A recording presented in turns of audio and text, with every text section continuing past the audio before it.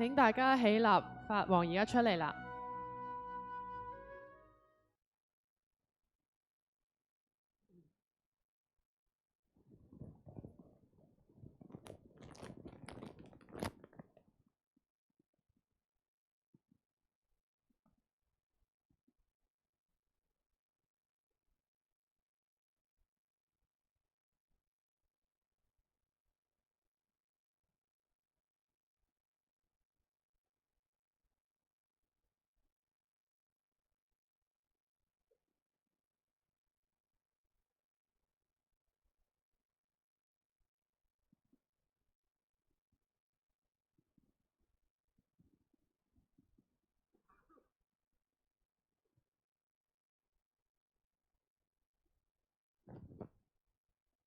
請大家向法王三頂禮，或者問訊。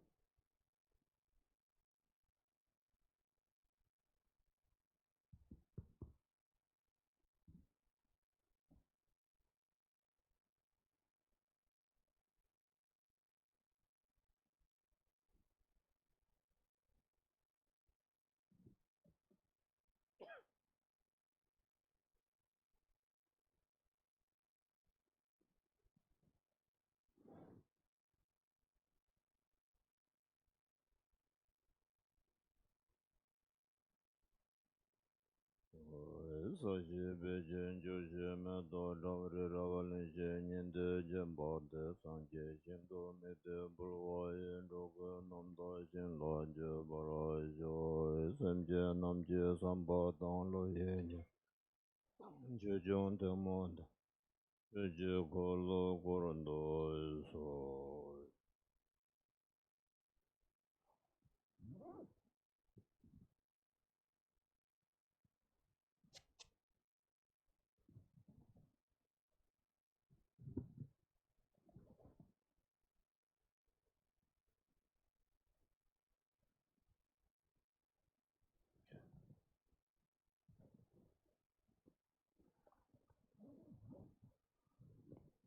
Good evening.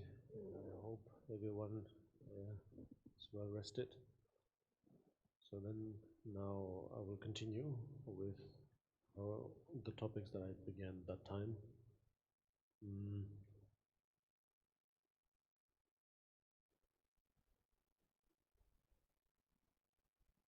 Now the purpose of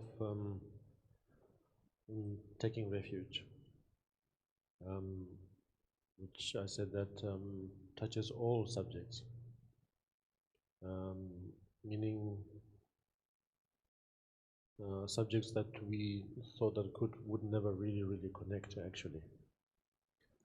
Could be topics about everyday experiences, everyday challenges, and then maybe sometimes even fundamental questions. So we often feel that somehow we don't have a connection there. But the spirituality is a separate, different part of one's life, and then the rest of what we call the realistic life lies somewhere else. And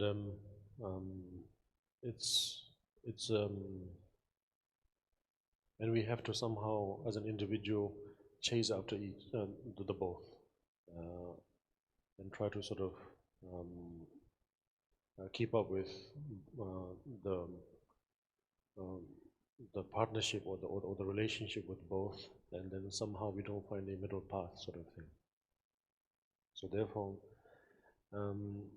if we, as I said, as I had introduced earlier, my personal thoughts, if you can approach with the practice of refuge, for example, which is the very first practice, in a healthy way, that it is not just another ordinary kindergartenish type of practice, but a profound one, a very honest one, direct one which provokes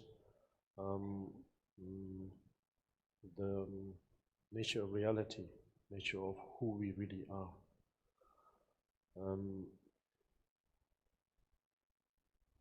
And I feel that if you can approach it that way, then it's somehow healthier. It may not be as inspiring as we thought, but down the line, it will save us a lot of hassle, and in fact, be able to make sense of everything that we experience.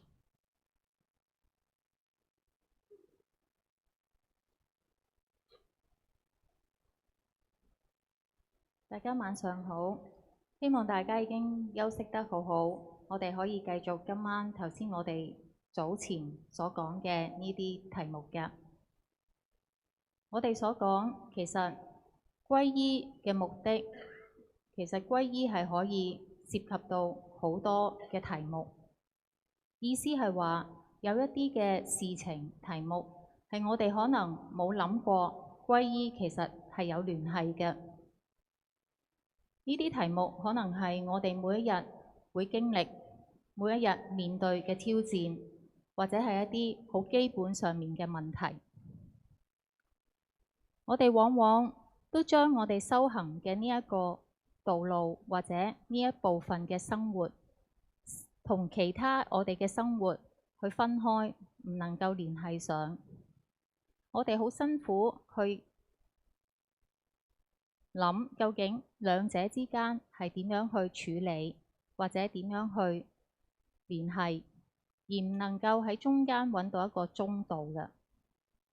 正如法王之前所講，佢個人嘅睇法係，如果我哋能夠面對皈依呢一個方法，用一個好健康嘅方法去面對皈依呢一個修持嘅話，呢一個唔係一個好似幼稚園嘅一樣嘅修持，呢一個層次嘅修持，唔係一個普通嘅修持，而係一個好直接嘅修持。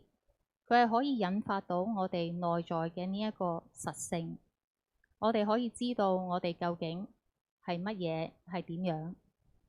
我哋如果能夠用呢一種方法，比較健康嘅方法去睇嘅話，可能未必聽落去係好啟發性，但係亦都會幫助到我哋，免得我哋好多嘅煩擾，亦都所有嘅一切我哋感受到、經歷到嘅，亦都會開始變得有意思，可以明白得到啦。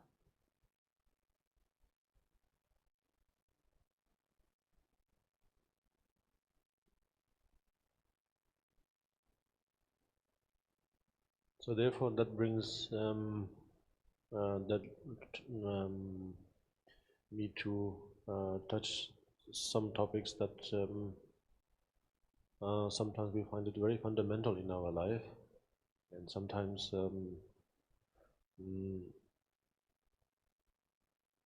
a subject that we don't want to talk about also. So therefore, meaning the subject of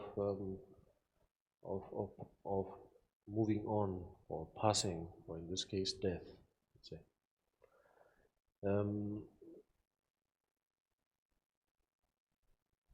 It is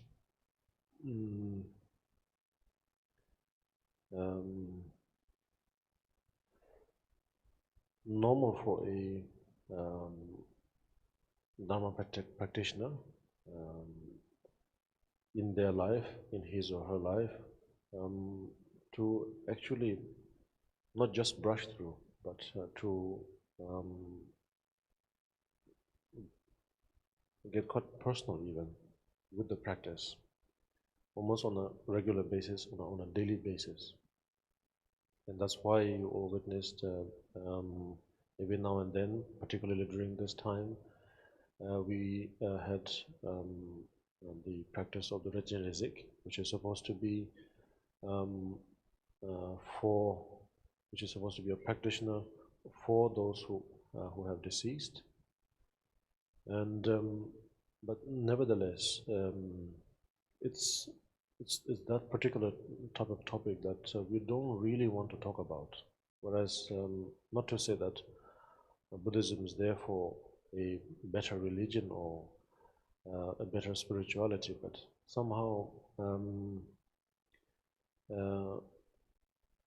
at the end of the day, not because of the religion, but because of ourselves, the individual or the person, for our own, if it's happiness that we seek, if it's peace that we seek, we need to talk about those things. We need to, if you haven't brushed it at all, we need to brush those subjects at some point in our life. Maybe to some of us, maybe we are not completely ready, but at least at some point in our life, we have to talk about it. Talk about it meaning we have to think about it. Because without thoughts, of course, we have nothing to talk about. So therefore, we need to think about it. And now, it so happens that now in these teachings, and particularly in this way of life called the way of life according to how you can awake yourself, namely Buddhism, is somehow quite strange, one could say, weird, one could say. But it's not doing something that is not normally according to the tradition of the society. Because the tradition of society is not to talk about it, unless it happens or unless you have no choice. And so therefore, for a long time, even now, it's very difficult to actually categorize where does this way of life, falls into. That would be the main reason, I think. And so therefore now, bottom line, we need to, at some point in our life, try to familiarize, try to sort of get familiar with this subject of death.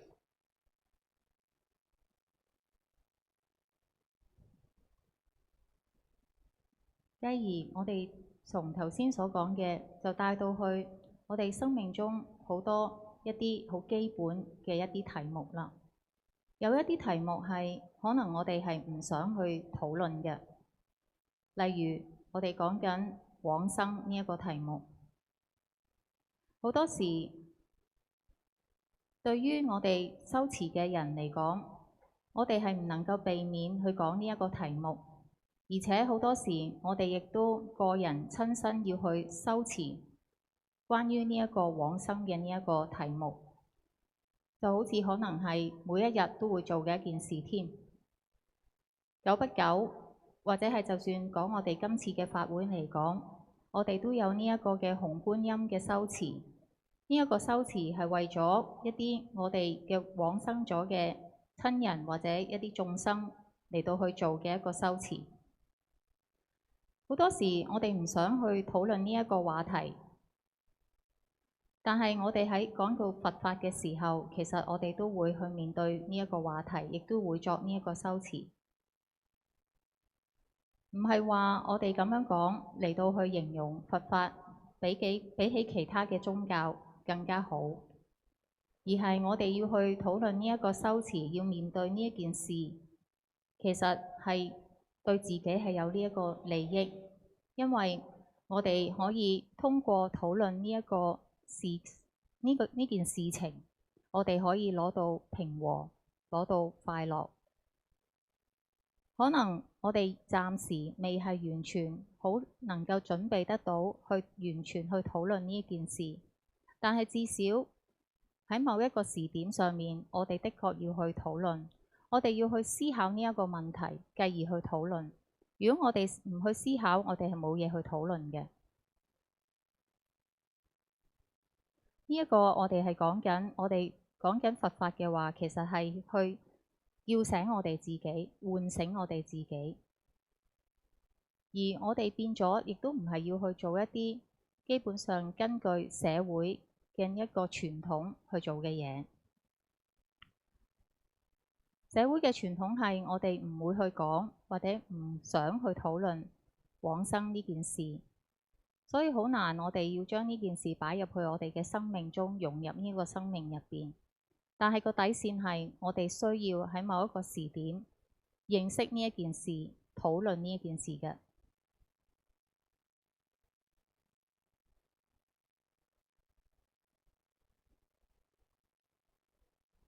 And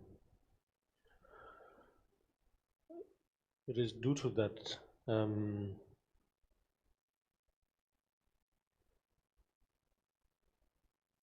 sincere wish that we have, meaning we sincerely wish for ourselves. If we cannot sincerely wish for all sentient beings or someone or others, at least sincerely for ourselves, we would wish for the best, of course. And so therefore, it's most logical, actually, because that particular experience, which might happen, of course, according to each individual, it occurs very differently.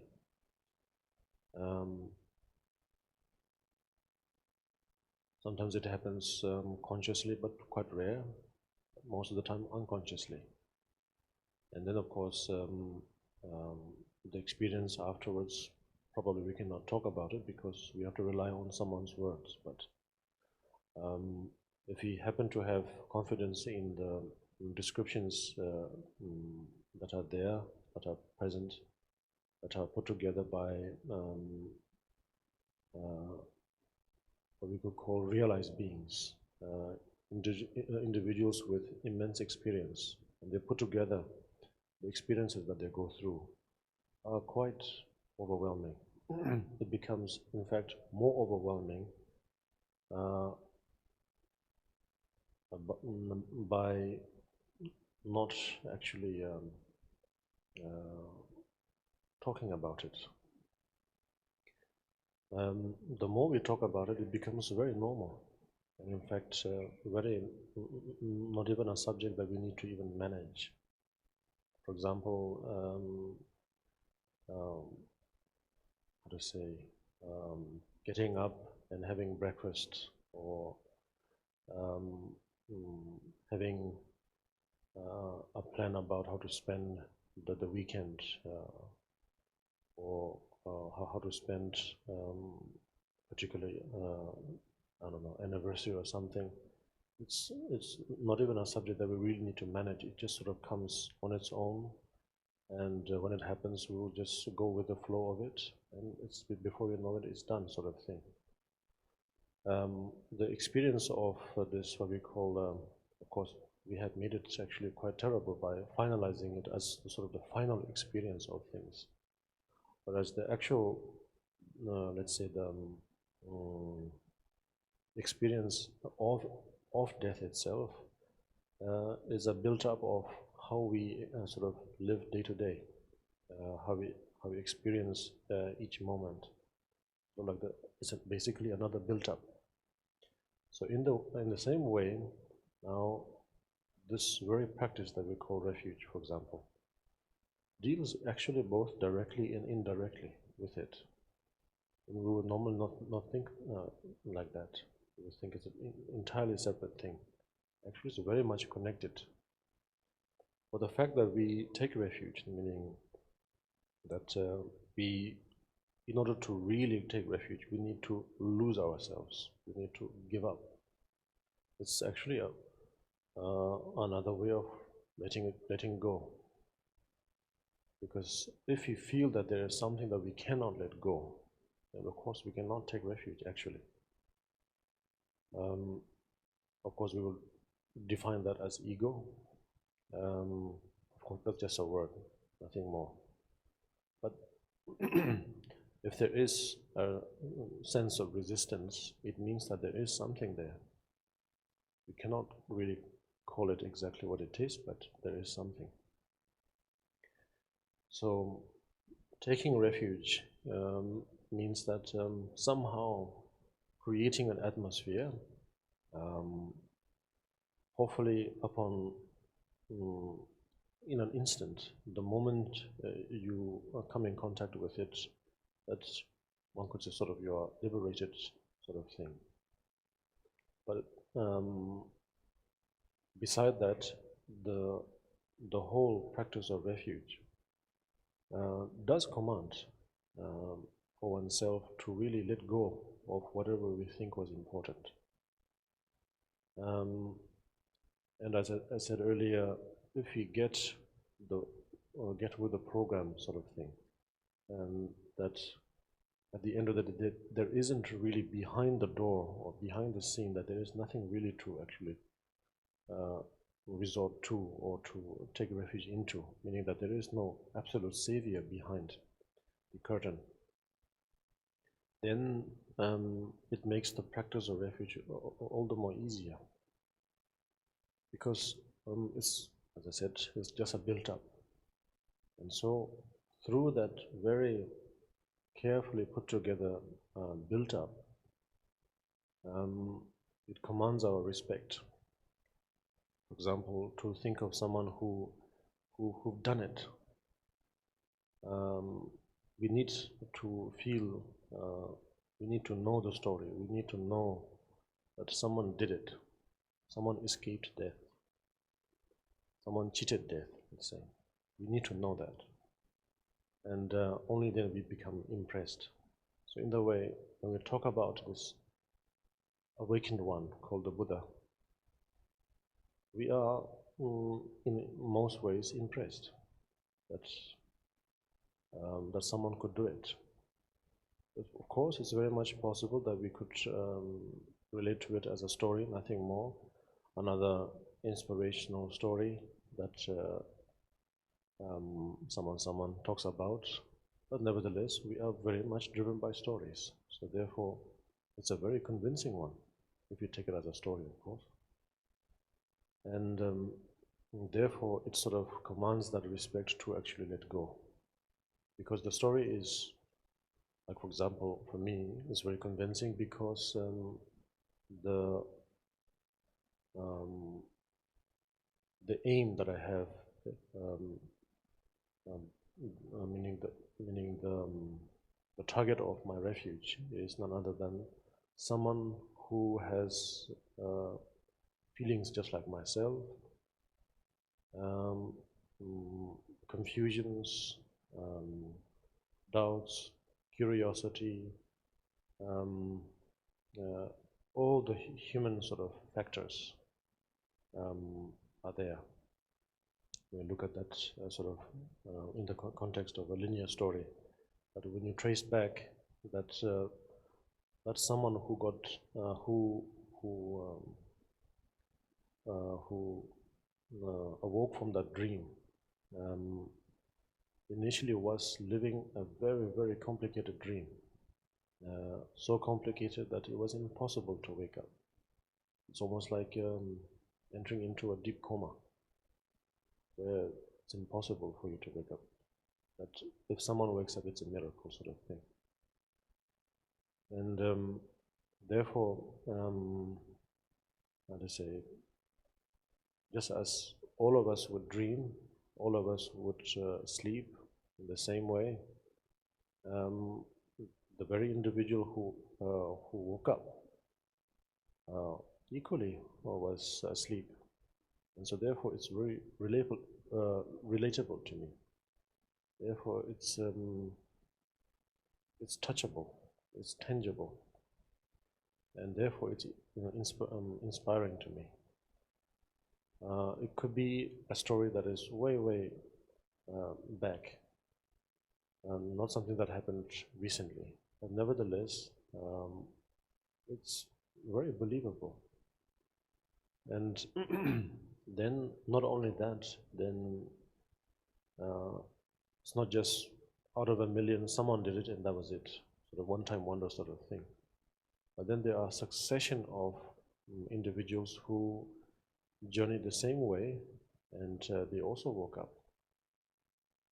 And so down till, I would say, in this case, in my present life, down till my spiritual teachers and masters, they themselves are also examples of that. And so therefore there is every bit of, how to say, reason for me to, not to say follow their footsteps, or let's say follow their doctrine, but to relate, to be able to have confidence in that it does work, let's say, and it's real. In every bit, it's real.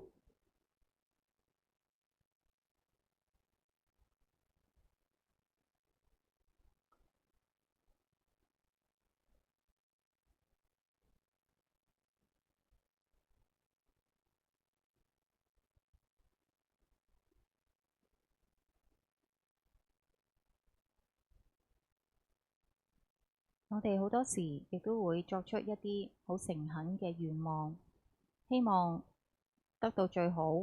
我哋呢啲願望有陣時係為咗自己作出，或者有陣時係為咗其他嘅眾生。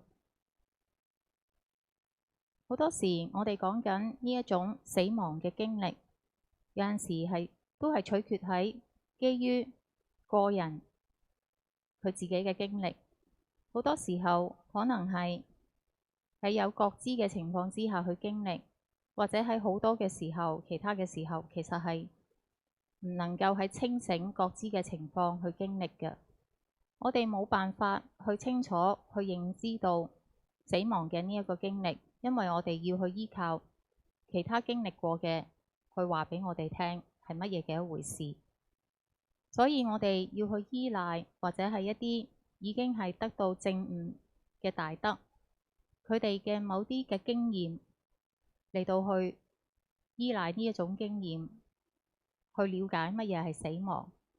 呢一種所謂嘅經驗，可能係好有震撼性，或者係太過震撼性，令到係我哋唔想去討論呢一個話題。但係如果我哋可以越討論得多，呢一件事就會變得越正常。我哋會發覺呢一件事其實我哋係可以消化、可以理解嘅，就好似等於我哋起身，每朝早起身會食早餐，我哋會有計劃點樣去度過我哋嘅週末，或者點樣去度過一個週年紀念。我哋唔需要去特別去顧慮或者去諗呢一啲嘅事情。其實死亡都係一樣，但係有陣時我哋令到提到呢一個話題嘅時候，我哋好似變得聽落去覺得好恐怖嘅一件事，因為我哋講呢一個好似係我哋最終嘅一個經歷。其實死亡都只係好似我哋每一日做嘅事情一樣，慢慢去建立起嚟呢一個概念。我哋每一刻去生活，其實都係一樣，同死亡亦都係一樣。我哋頭先所講到皈依嘅呢一個修持，其實就係對治或者去處理死亡呢一個經歷嘅一種修持。佢可以係直接或者間接去幫助處理呢件事。我哋唔應該將兩件事去分開，我哋應該將其實佢哋兩件事係非常之有聯繫性嘅。因為我哋話我哋皈依，其實我哋係要放下。如果我哋覺得有一啲事情我哋唔可以放下嘅話，其實我哋係唔可以做到皈依嘅。我哋會去定義定性呢個唔能夠放下嘅嘢，叫做我執。如果有一啲嘢有一個感覺，我哋覺得係喺度抗拒緊，有一種抗拒嘅呢一個感應嘅話，咁我哋就似乎係講緊我哋唔能夠放下啦。其實皈依就係等於我哋要製造出一個環境，希望係一種好即時嘅呢一個當刻嘅一個環境，你能夠接觸到，然之後你可以解脫。皈依整個嘅修持，其實就係叫我哋去放下一啲所謂重要嘅嘢。其實冇一個話我哋皈依最終係有一個最後尾嘅救世主嚟到拯救我哋嘅。如果我哋能夠認清呢件事嘅話，我哋嘅修持就會係更加容易，慢慢變成咗我哋可以理解到嘅一回事。我哋面對皈依，我哋要有呢一個嘅尊敬、恭敬。我哋亦都睇到，其實會有好多歷史嚟講，或者我哋聽嘅古仔，其實都係有好多可以做到呢一件事，能夠可以去逃避到，或者係去欺騙到死亡呢一件事。我哋覺得呢樣嘢係好值得讚歎。我哋所講嘅其實講緊係證悟嘅呢一個大德，我哋所講嘅佛陀，我哋知道佢能夠去做得到，亦都有好多好啟發性嘅古仔俾我哋，令到我哋覺得好讚歎。除咗佛陀可以做到呢樣嘢之外，即係話佢可以完全去放下，亦都有好多大德係可以做到呢一樣嘢。對於法王嚟講，佢睇到呢一啲嘅古仔，佢覺得好鼓舞，因為對於佢嚟講，佢可以睇得到皈依真正嘅目的。以佢自己為例，佢去做皈依嘅時候，佢會感應到佢嘅感覺係就好似佢自己，或者係其實佛陀佢哋，或者之前嘅呢啲大德，佢哋都係有一啲嘅混淆，佢哋都係有顧慮、有疑問，亦都有呢一個好奇心。所有人類嘅呢一啲嘅因素都存在嘅，但係佢哋就能夠從呢一個狀況之中，好似喺一個好深沉嘅夢入邊可以醒覺出嚟。呢一個夢深沉到好似係你昏迷咗一樣，而需要一個奇蹟去醒覺。但係佛陀同所有呢啲嘅大德，佢哋都可以喺呢個夢當中醒覺出嚟。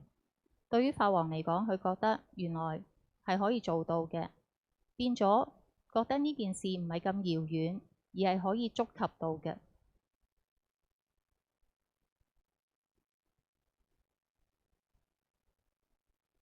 所以唔係話法王唔係話佢需要去跟隨，或者佢認為佢可以跟隨到佛陀同埋所有呢啲大德嘅步伐，而係佢覺得佢有信心係可以做得到，呢件事係真實嘅。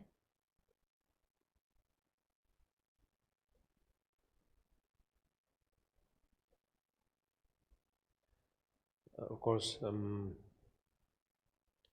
if you think about the historical Buddha, the Buddha Shakyamuni, although he did, let's say, overcome death, he's known for that. But at the end of the day, at the age of 84, he passed away. So, of course, there is that strange sort of sense of what would look like irony, let's say. And so therefore it could confuse us.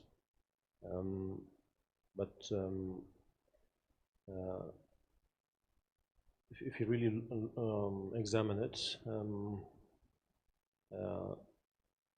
let's say from what I understand, is that he did definitely overcome it.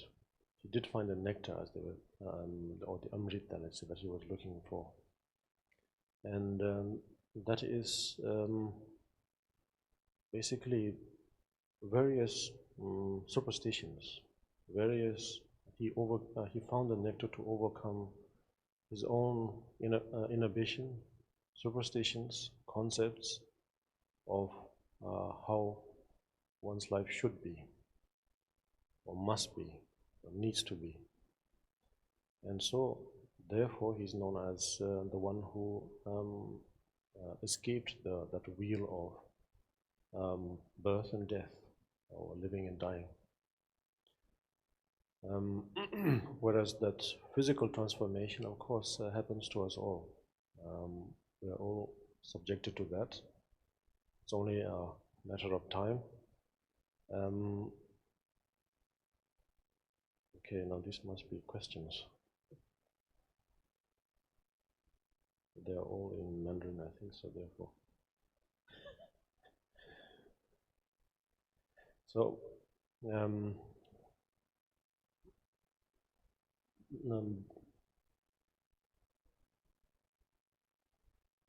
it's the inhibitions that is far more frightening than the actual experience of death. That's what it is. And so therefore when we practice like what we did a few days ago,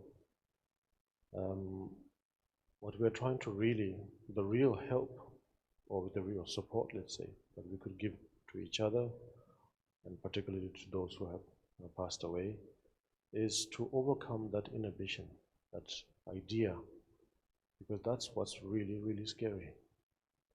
Whereas the actual experience won't last for even a moment. It's so short-lived that we cannot even call it death, actually. It's that fast. Of course, there are physical symptoms which looks as though it's lasting for a certain period.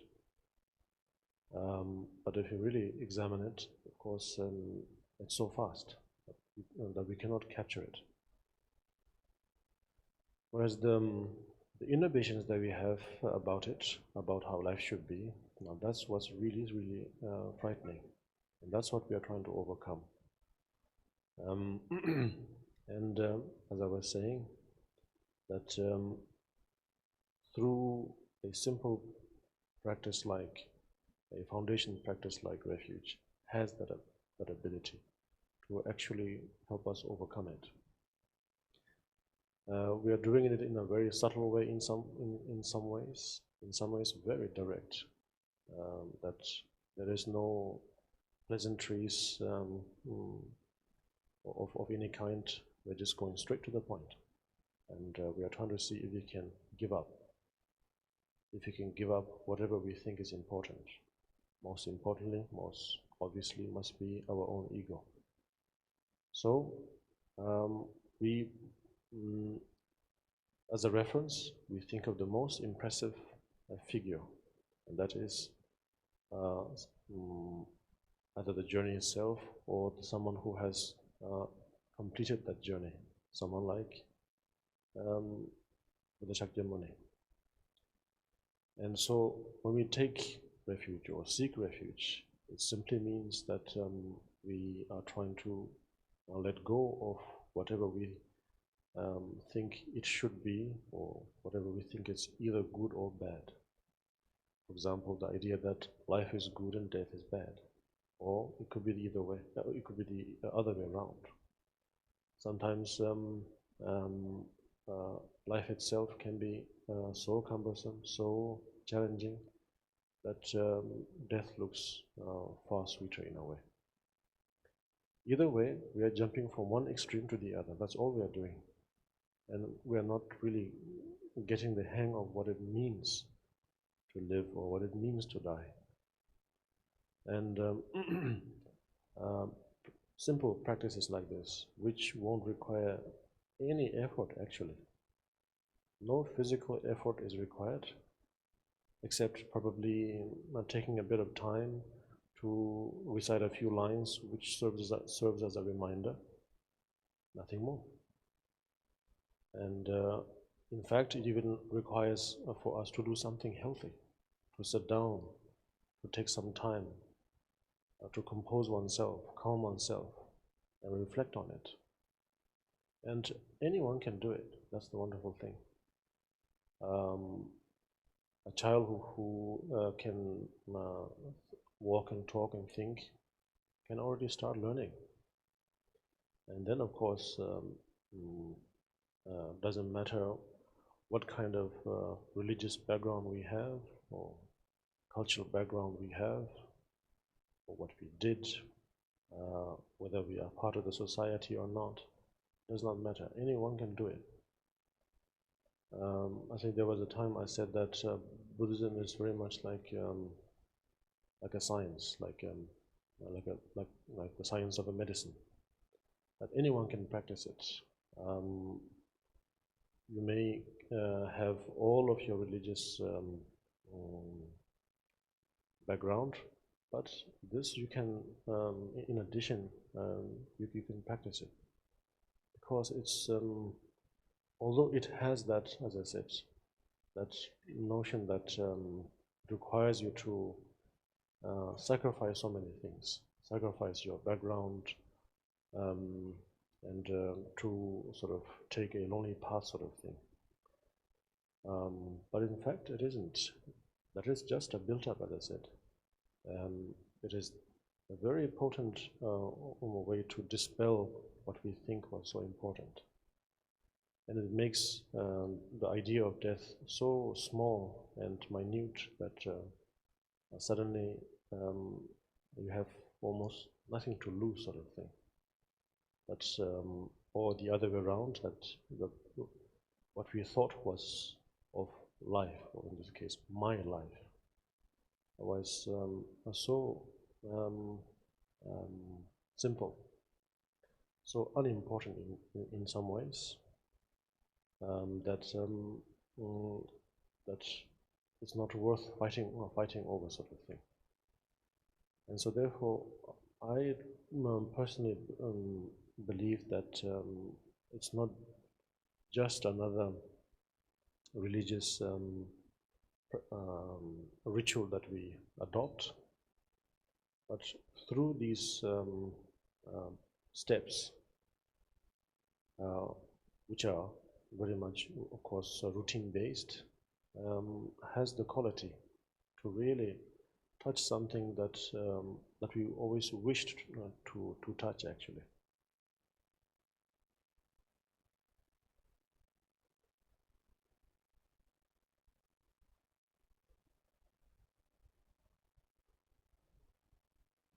當然，我哋可以去思念歷史所講嘅佛陀釋迦牟尼，因為佢超越咗死亡。喺佢當然，我哋講佢超越咗死亡，但係喺佢84歲嘅時候，佢亦都係往生咗嘅。聽落去好似好諷刺，或者令到我哋好困擾。但係當我哋睇清楚嘅時候，如果我哋能夠明白理解得到嘅，事實上佛陀釋迦牟尼佢係超越咗死亡，佢揾到佢嘅甘露，佢超越咗呢一個概念，認為生命究竟應該係點，或者一定要係點樣。佢亦都超越咗呢一個生同死嘅呢一個嘅輪。當然，我哋會有身體上嘅變化，我哋嘅身體係會凋謝、衰亡，所有人都係無一幸免嘅。但係好多時其實係死亡呢一個嘅概念，令到聽落去更加係我哋覺得係驚害怕，多過死亡本身呢件事嘅。就好似前幾日我哋去做紅觀音嘅呢一個修持，其實就係去幫助我哋，或者係俾呢一個支持，我哋互相之間有呢一個支持，去超越呢一個概念，去超越呢一個我哋覺得好可怕嘅呢一個概念，呢個念頭。其實真正嘅呢一個經歷係會好快過，我哋叫佢做死亡。但係當我哋去睇嘅時候，我哋根本係呢個經驗係快到我哋都可能唔能夠去觸摸得到。只不過就係呢一個念頭，我哋覺得好可怕，而我哋要去處理呢一個念頭，或者去解決呢一個問題。其實就係通過好簡單嘅修持，一啲好基本嘅呢一個修持，例如皈依。就係幫助我哋得到呢一個能力，去解決處理呢件事。其實呢一個方法係非常之直接嘅。我哋就係去嘗試去睇下，或者係嘗試去放下我哋認為最重要嘅嘢。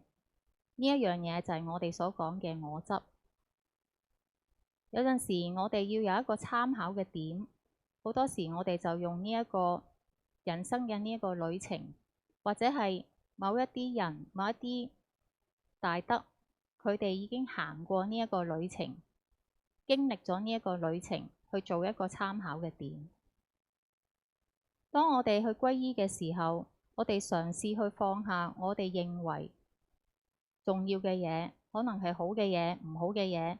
我哋會有個念頭概念，生命係好，死亡係唔好嘅事，又或者係相反。有陣時覺得其實生命都係好辛苦嘅一回事，不如死亡可能係更加好嘅一回事。兩者都係同樣嘅意思，都係我哋要去有，都存在咗有呢一個概念，而我哋係需要去放下嘅。其實好簡單嘅一個修持，就好似我哋皈依嘅呢一個修持，係唔需要我哋作出任何嘅力氣，花任何力氣，冇乜其他，譬如話身體上面嘅力氣要做，除咗可能我哋要坐喺度念幾句嘅字句，作為一個提示。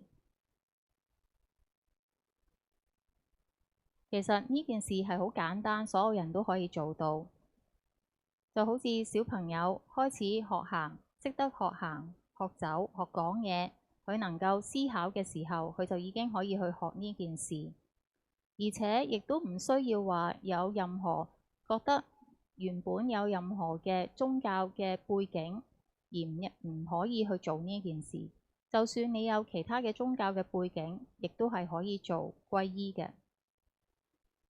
以前法王曾經講過，佢認為佛學係好似科學一樣，所有人都可以去修持，所有人都可以去做。如果就算你有呢一個宗教嘅背景，你亦都可以去做，亦都冇乜嘢背景，你係需要去放棄。呢一個只係一個經驗上面嘅累積，只係教導我哋點樣去驅除我哋認為重要嘅嘢，令到死亡呢一個概念變得好微細，亦都係冇嘢需要去放棄，或者冇嘢會去失去嘅，係非常之簡單。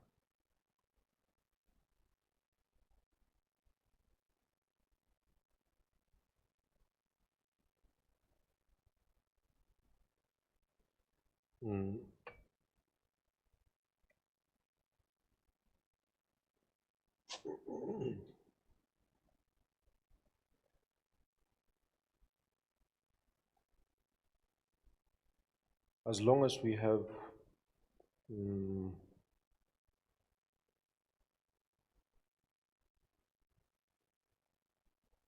those facts at the back of one's mind, then we can now fully embrace the practice as it is suggested. Meaning we can, then there's every bit of reason to actually practice, to follow the custom or the ritual very traditionally and very elaborate also, of course, if you like it. Of course, we can also follow in the more simplified versions, but in fact, probably there's even more meaning to actually to go through the practice very elaborate.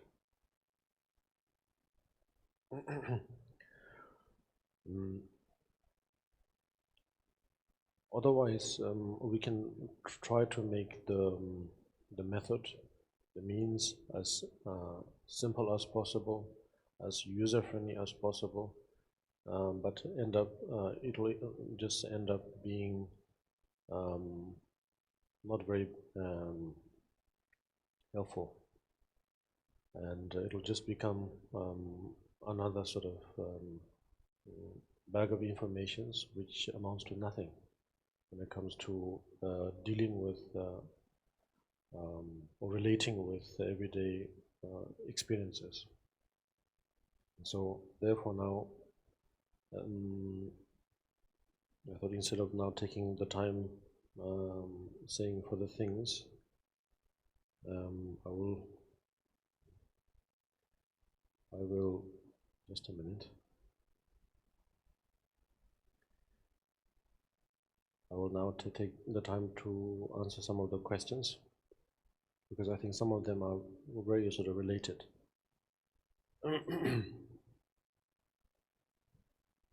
當我哋記住頭先所講嘅事情所嘅分享，咁我哋就可以好全面咁樣去做呢一個嘅修持㗎啦。當然變得我哋去跟住每一個儀軌、每一個嘅儀式去做嘅時候，就變得有意思。我哋可以跟隨呢一個好繁複或者係好繁瑣嘅呢一啲嘅儀式，好仔細咁樣去做，亦都可能係可以用一啲好簡單嘅方法去做。但係如果我哋唔能夠好好咁明白頭先剛才所講嘅呢一個諗法嘅時候，所有嘢根本係唔會幫到我哋，就只係呢一啲嘅儀式，只係會變成咗一啲嘅資訊俾我哋嘅啫。咁法王就話：與其再同大家去講任何其他進一步嘅分享之前，咁倒不如我哋就回答一啲嘅問題，因為有一啲嘅問題亦都同我哋而家講緊嘅呢一個題目係相關嘅。Although actually I do enjoy the question and answers when we actually sort of have not in the written format, but now our organizers have organized this way for the sake that we will really keep the questions as close as possible to the topic. So it is being arranged in this way. So therefore we will lose some of the human actual factors, because at the end of the day it will be just me asking questions and me answering questions. There was one question which I found it interesting. It said that if refuge is key for creating a safe space for the calm rediscovery of one's inner Buddha nature, how might we transfer this to more complex systems in society like corporations? Are there meta systems in the Buddhist schools that one could replicate to benefit the moral reformations of companies, as they are the most powerful influence shaping this planet and the future of all beings? You need to translate that. 頭先法王所講呢，就係當然佢好享受同大家有一個互動嘅問答嘅環節嘅，但係因為呢，我哋要盡量希望今次嘅問題可以係同主題我哋講嘅題目係相關聯，所以今次我哋安排咗呢，就係一啲書面嘅問題嘅。咁法王覺得即係我哋可能會欠缺咗一啲互動啦。咁好多時而家變成咗佢喺度自己自問自答一樣，咁希望大家唔好介意。有一條問題呢，法王覺得係非常之有趣嘅，所講嘅就係話，如果我哋皈依係作為要去製造出一個好安全嘅空間，俾我哋可以去尋找到我哋嘅佛性嘅話，咁究竟呢一個我哋可以點樣將呢件事將佢去轉移到係一個比較複雜嘅一個系統，一個社會入邊，好似一個互相合作嘅一種情況呢？有冇一啲嘅喺佛學嘅系統，一個人係可以複製，然之後有冇一種系統我哋可以複製出嚟？然之後去利益一啲公司，或者可以令到佢哋可以喺呢一個道德上面有一啲嘅改良、改善、改進呢？咁有啲咩嘢會唔會係有一啲好重要嘅影響，可以去再塑造我哋呢一個嘅地球，或者係去幫助將來嘅下一代呢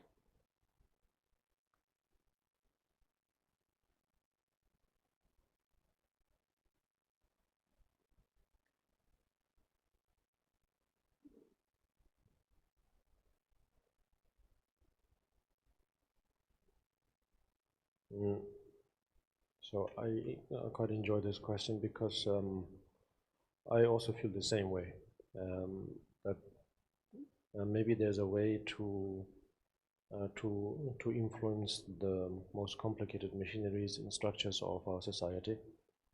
But then, of course, the moment we talk about it, it sounds like as if we have to become some sort of a rebel, and then start sort of combating the whole mechanism. And I think here, of course, that's not the intended way. But of course, to simplify it, is it possible to change the way we think, the way we live, through a simple practice like refuge? Can we, not to say reshape the world, but does it have any influence? Of course, I think it has immense influence. But of course, it will not happen overnight. But that being said, it doesn't also mean that it will take years and years also. It's a matter of how much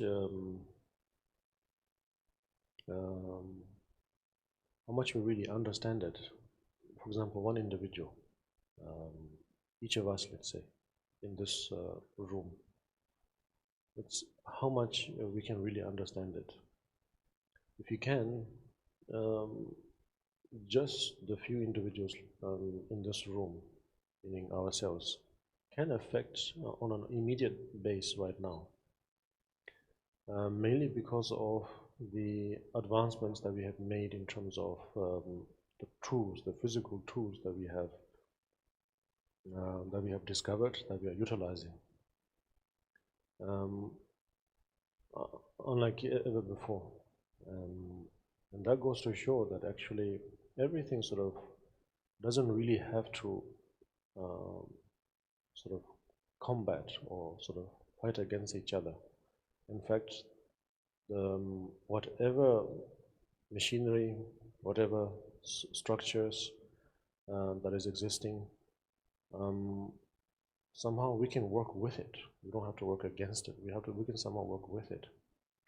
That doesn't mean that we tie up, of course, or and start negotiating or something like that. But at the end of the day, who is this machinery? Yes, who is this highly sophisticated, as I said, company or structure?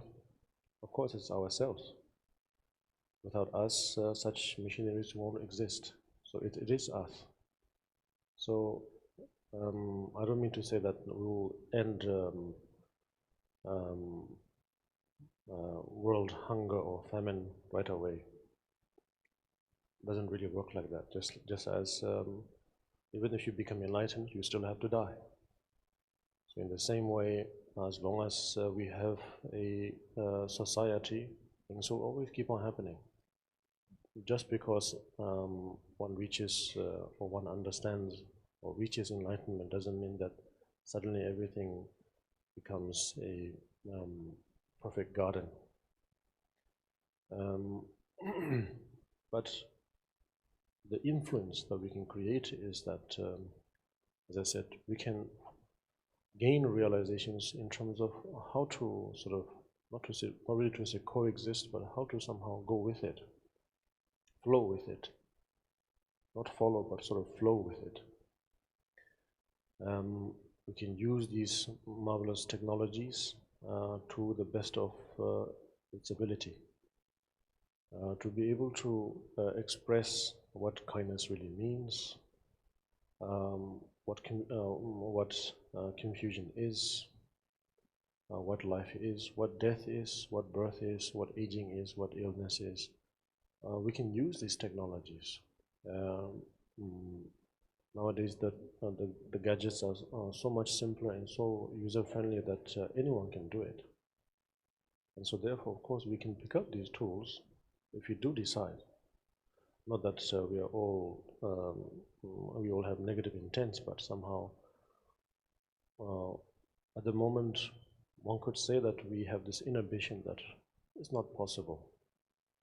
Of course, it's not possible. This idea is made up by ourselves. It wasn't made up by anyone else. It's just ourselves. And so, if we can pick up the courage, for example, to talk about, as I said here, the obvious changes in one's life, death, for example, disagreements, arguments, separation, breaking up of contracts, breaking up of promises. These are the things that we experience every day, and we feel very hurt, we feel very sort of suppressed, and we feel that somehow each experience is as powerful as sort of like as if the world has come to an end, sort of thing. And so therefore, having a few bumps on the way, we suddenly resort to either spirituality itself or whatever forms of means that we resort to, we use them to not to talk about it, to distance oneself from it, from the actual reality. And if we do that, then of course we will make any mechanism or machinery more and more powerful, and then make it impossible for us to actually have a chance to actually do something about it. So therefore, for example, it's true that there are very strong, I think, mechanisms in a society. It's not just now, but ever since there's a society, it's part of it. If there's a form, there's a shadow. You know, it goes with it. So it's been always there, and the interesting thing is that that machinery feeds on our how to say, on our fear of, or on our inhibitions, that one must live long and live happy and live with a smile and never die and never age and never fall into ill, never have obstacles, have perfect relations, have perfect societies. And the more we give into that, without having to do anything actually, right there and then we feed that mechanism. And then sooner or later, of course, it takes hold. And when, not to say reality strikes, but when reality sort of emerges or happens, we feel totally powerless. And we are completely shattered. And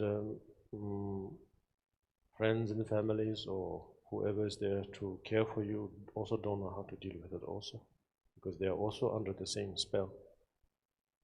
Or they have also more or less repeated the same sort of pattern like oneself.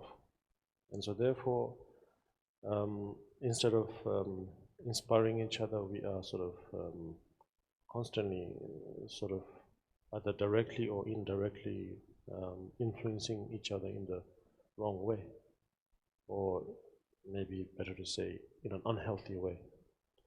So we need to examine it, and now we are living in a world where we can use whatever tools of communication we have to actually come together and talk about these very realistic things, realistic subjects. And it could be enjoyable, it could be effective, and whatever time we think we are wasting, in fact, is not.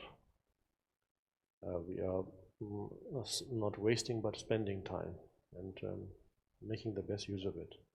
And so without having to actually to feel that we have to fight a huge opponent, I think, just by doing what is most realistic in our lives, we will influence every form of mechanism, I think.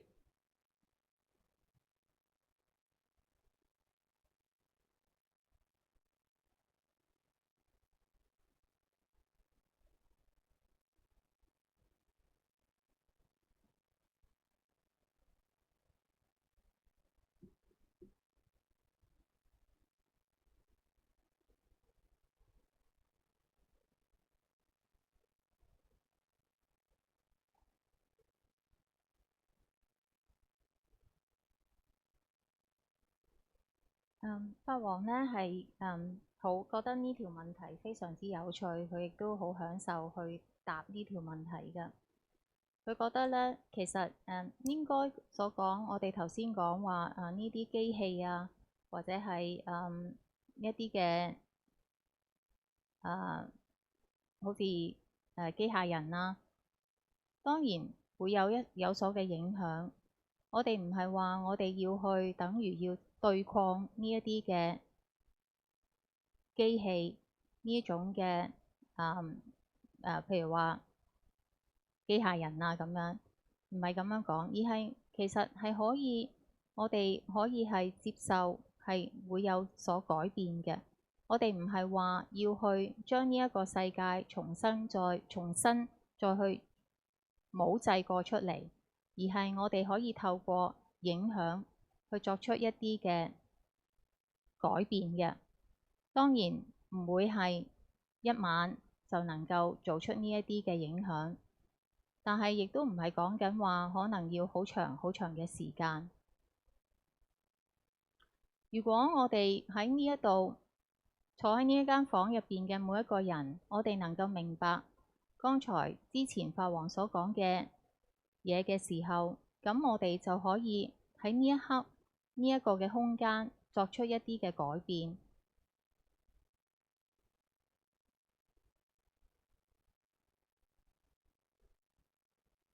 我哋要融合同呢一個時代呢一啲嘅所謂機器啊，或者呢一啲嘅系統去融合，透過佢哋嚟到去作出改變。唔係話我哋可以去令到饑荒終止，或者亦都唔係話我哋可以令到得到正悟，或者我哋唔需要面對死亡。我哋仍然係需要面對死亡嘅。當有呢一個社會嘅時候，呢一啲嘅情況都繼續會去出現嘅，唔係話完全呢個世界就會變得一個好美好嘅一個花園。但係我哋要知道，我哋係可以做出一啲嘅影響。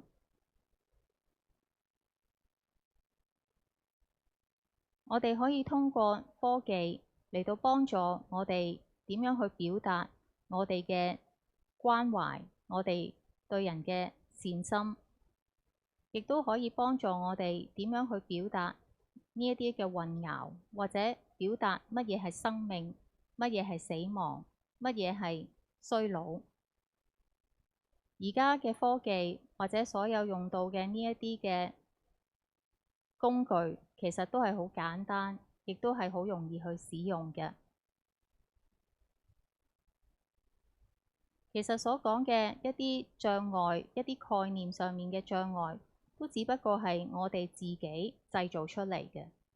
假如我哋能夠有呢一個嘅勇氣，我哋就可以去改變我哋嘅生命，或者係去處理一啲譬如話大家之間嘅歧見啦，或者係分離啦，或者係我哋每一日都會遇到嘅，其實我哋會毀約啊，或者我哋親身每一日嘅經歷。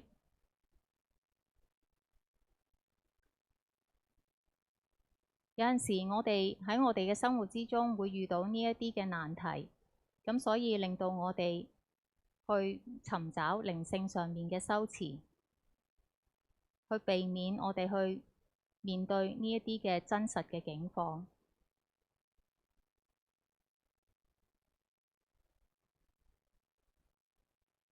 其實好多時就係呢一啲嘅情況，令到我哋有呢一個嘅恐懼。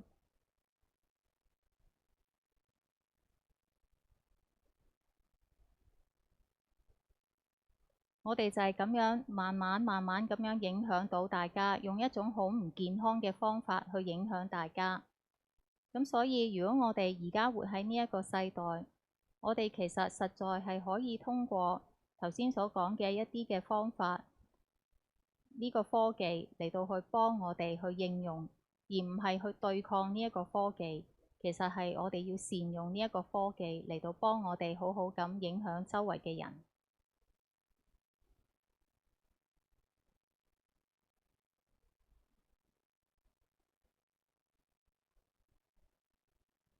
Another one says that knowing that there is not an end to the path, be it dharma or spirituality or acquiring knowledge, actually haunts me.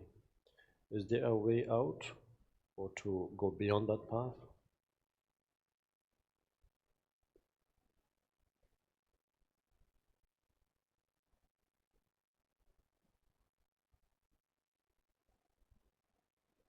Um, 認識到、認知到，好似我哋行呢條道路，好似係冇一個終點。我哋可以講話呢個靈性或者佛嘅道，好似係冇一個終點，令到呢一個咁嘅概念認知，令到我好驚。究竟有冇一個方法係我哋可以係跳出呢一個恐懼，或者係超越呢一個道路呢？ So that's the kind of, I think, reaction that is supposed to happen, I think. Meaning it's very normal. It means that we're not crazy. It means that we are sane. And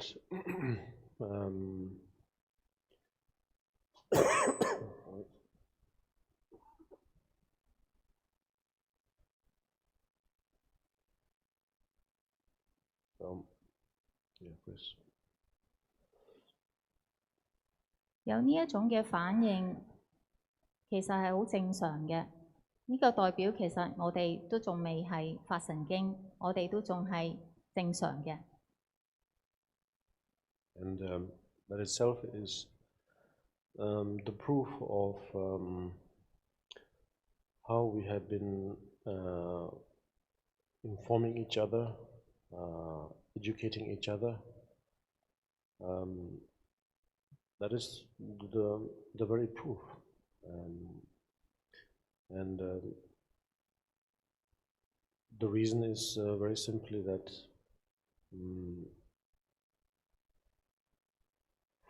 for a long time, of course, we cannot really say for how long, probably from the moment we could think,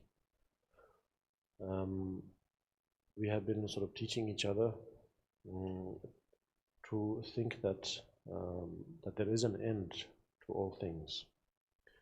Of course, either the idea, of course, both the ideas have their own places, of course, at the right time, at the right place. But otherwise, what happens, I think, often is from the moment we can learn and acquire knowledge, from that moment onwards, then we more or less follow one particular pattern of viewing the world. So therefore, because it's easier to categorize, it's efficient. It very much fits with the mechanism, let's say, like as if there is some sort of a machinery, that life itself is a machinery. And then accordingly, if we initiate ourselves, educate ourselves, go with that flow, that everything has an end, that such and such is the sign of conception, birth, and then such and such is the time to initiate learning, then the completion of kindergarten, then completion of such and such schooling, then graduation, then work, and then retirement, like that. We have everything sort of planned out as if it's a machine. And we rub that idea to each other. Of course, it has its own quality, it has its own benefit, but we do it sometimes over the top. So much so that then suddenly we cannot think in any other way. Whereas the reality, of course, it is not a machine at all. What we call the nature of mind, or the reality, or the universe, or life, it's not a machine at all. It flows in the most sort of unexpected ways. Sometimes it seems like there is a pattern, and sometimes there isn't. All of a sudden it stops and flows in the most sort of unexpected way. And so when that happens, you see,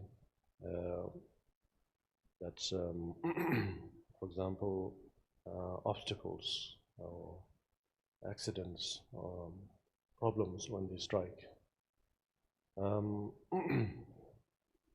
That's life, yes. That's the way of the nature. That it has no agenda, it has no intent, it has no plan.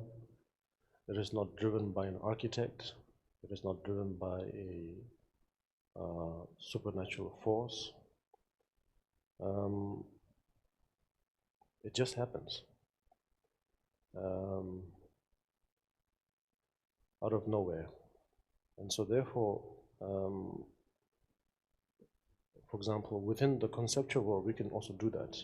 For example, when we say that suddenly there is no nirvana, no enlightenment, like what it says in the Heart Sutra, that there is no sense, no faculty, no nothing. And that has the power to shake us up just like this, that suddenly it's overwhelming. It's so daunting that we are perfectly healthy and suddenly our heart rate goes up, we feel suffocated, we feel almost sometimes we even faint, because we have been taught over and over again to believe that everything has an end, and that we follow the spirituality in the same way. And then suddenly when we find out that there is no end, meaning that doesn't really mean to say that it goes on forever, because there's nothing really to go on, in the first place. Therefore, then it's very difficult to digest. But if we can give some time to ourselves, no matter how difficult it is to digest, it is most healing, I think. It is most healing, and its medicinal qualities can cover almost every subject, every question actually. Suddenly,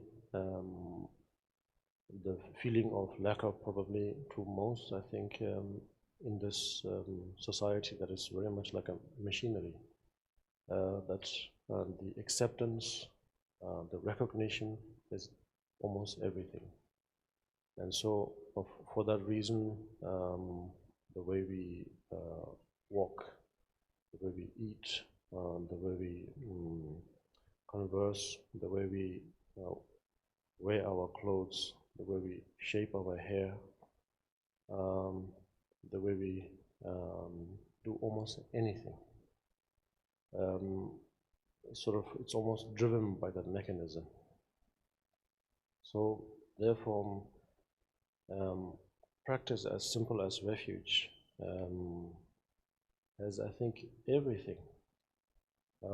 First of all, of course, it has the ability to shock us. It will destabilize, first of all, the individual, and then put things together, sort of thing. and then it's most healing. And through that sort of experience, that very simple experience, we will be able to, through that experience, what happens is that we, as they say, scientists and doctors, that whenever there's an accident or something happens, we, or something shocking, some shocking incidents occur, we immediately develop a sort of defensive mechanism or something in terms of how we react to it. And later on, that sort of memory imprint sort of stays there.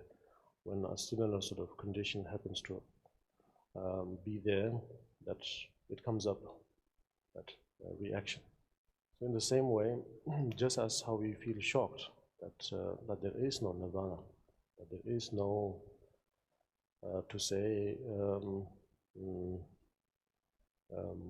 liberation, the same kind of spontaneous reaction of shock and then overcoming of that shock can happen, then can take place then from that moment onwards whenever we have any obstacle, whenever we come across any problem. And particularly the way I view it is that the healing part is very much that. But from there onwards, you don't need to be taught over and over again.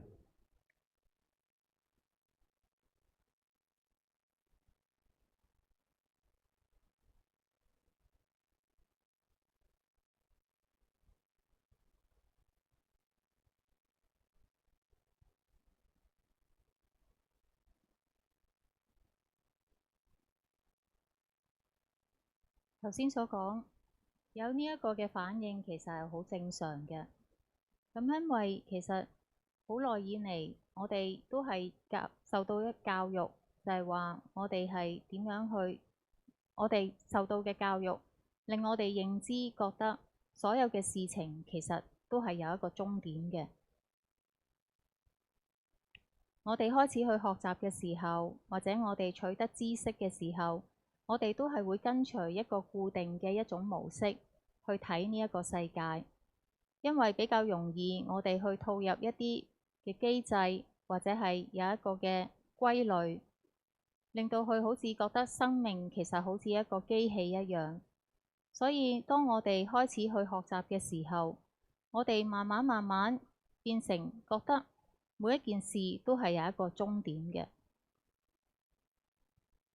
例如話我哋去學習，我哋開始讀幼稚園，然之後我哋會讀書，跟住我哋會畢業，所有嘢都係有一個計劃嘅，就好似一個機器一樣，逐步去做每一件事，跟住呢一個就變成咗一個嘅習慣啦。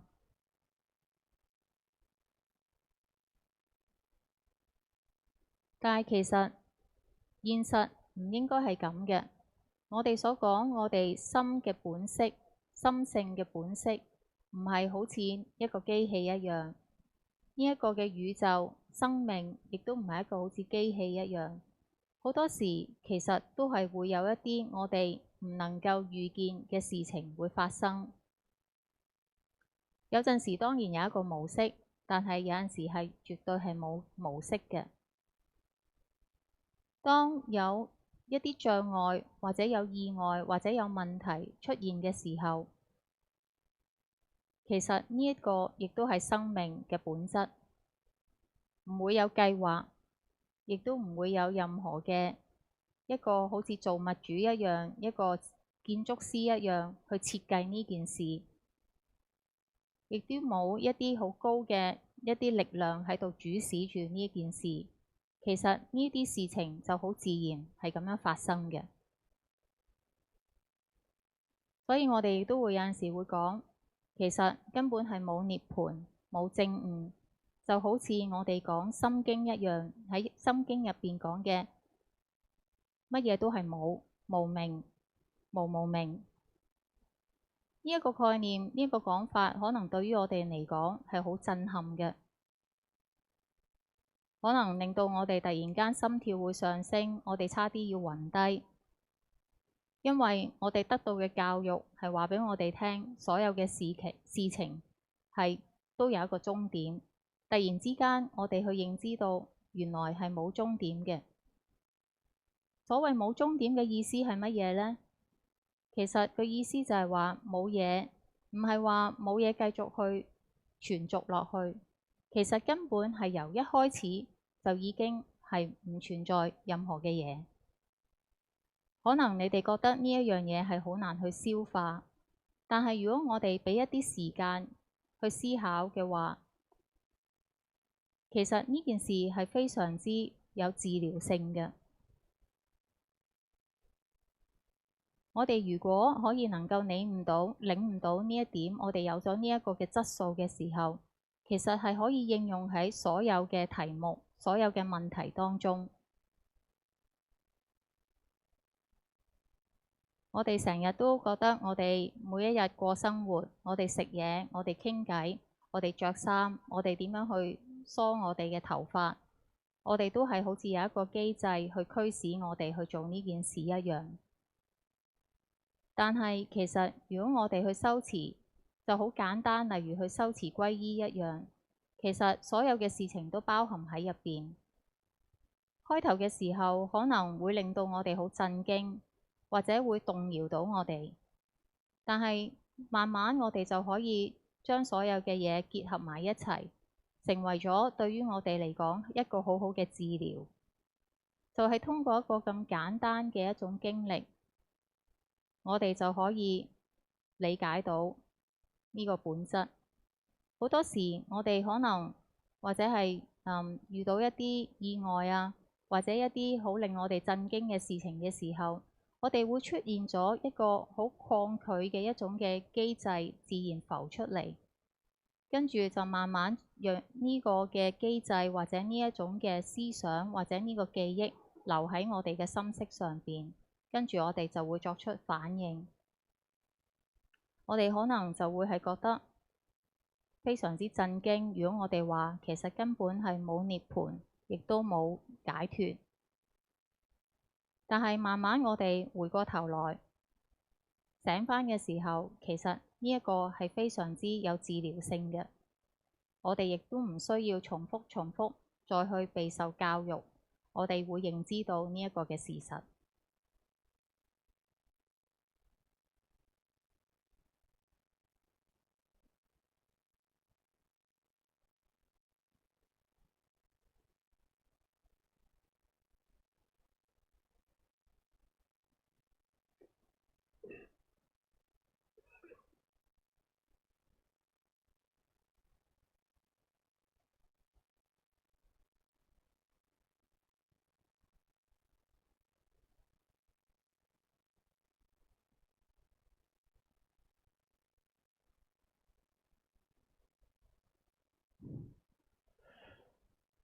Another one says, I really want to know why we cannot remember our experiences from our past lives. For example, wouldn't it be easier to remember the mistakes we have already made in the past in order to do better now? 另外一條問題係講，我好想知道點解我哋唔能夠記憶返我哋前世嘅一啲經歷。其實如果我哋能夠記憶到前世嘅經歷，會唔會今生容易啲，等我哋可以做得更好呢？ Remembering, well, of course, this is a very, it may sound very simple in terms of this question, but in some ways I think it's also, it touches more than what we think it touches. It talks about basically the idea of rebirth, which is very equally important for, let's say, progress as a practitioner.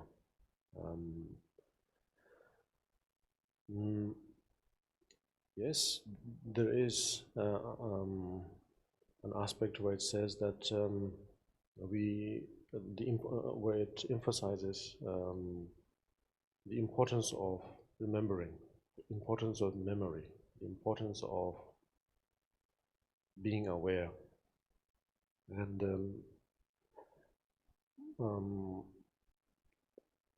again, in its own right, there is very much a need to have or to acquire all of this.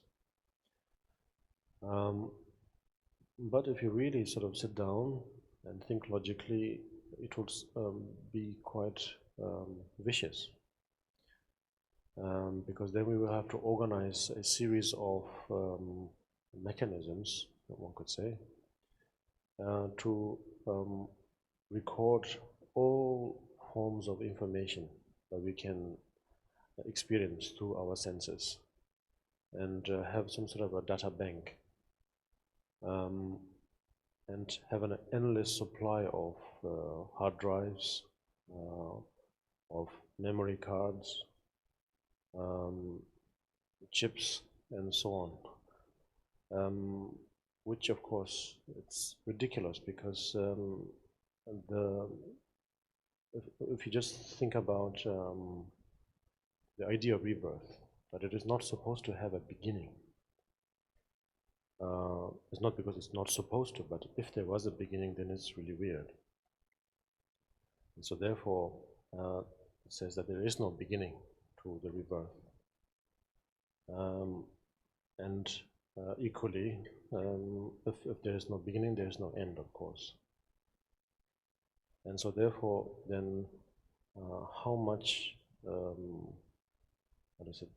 data we need to restore, yes, to store, and then to again have another mechanism to be able to organize them properly so that we don't get jumbled up and start purifying certain karmas that we don't need to purify right now. Because certain karmas that should be purified right now, because they are, we are far closer to experience the repercussions of the karma A and not karma B. So things like that could happen, let's say. And so therefore, it may sound weird, but memory is important. But memory at the end of the day is just a concept, because at the end there is in absolute nothing to remember, you see. There is nothing to memorize. It's only for communication's sake that we need to remember things. But beyond that, it's not required at all. Because what do we do after we become enlightened, let's say? What do we do with all that memory? It's pretty much useless. And so therefore we will have, if that was the case, then we would have a problem of finding a place to store all those not required or not needed garbages of memories. So therefore,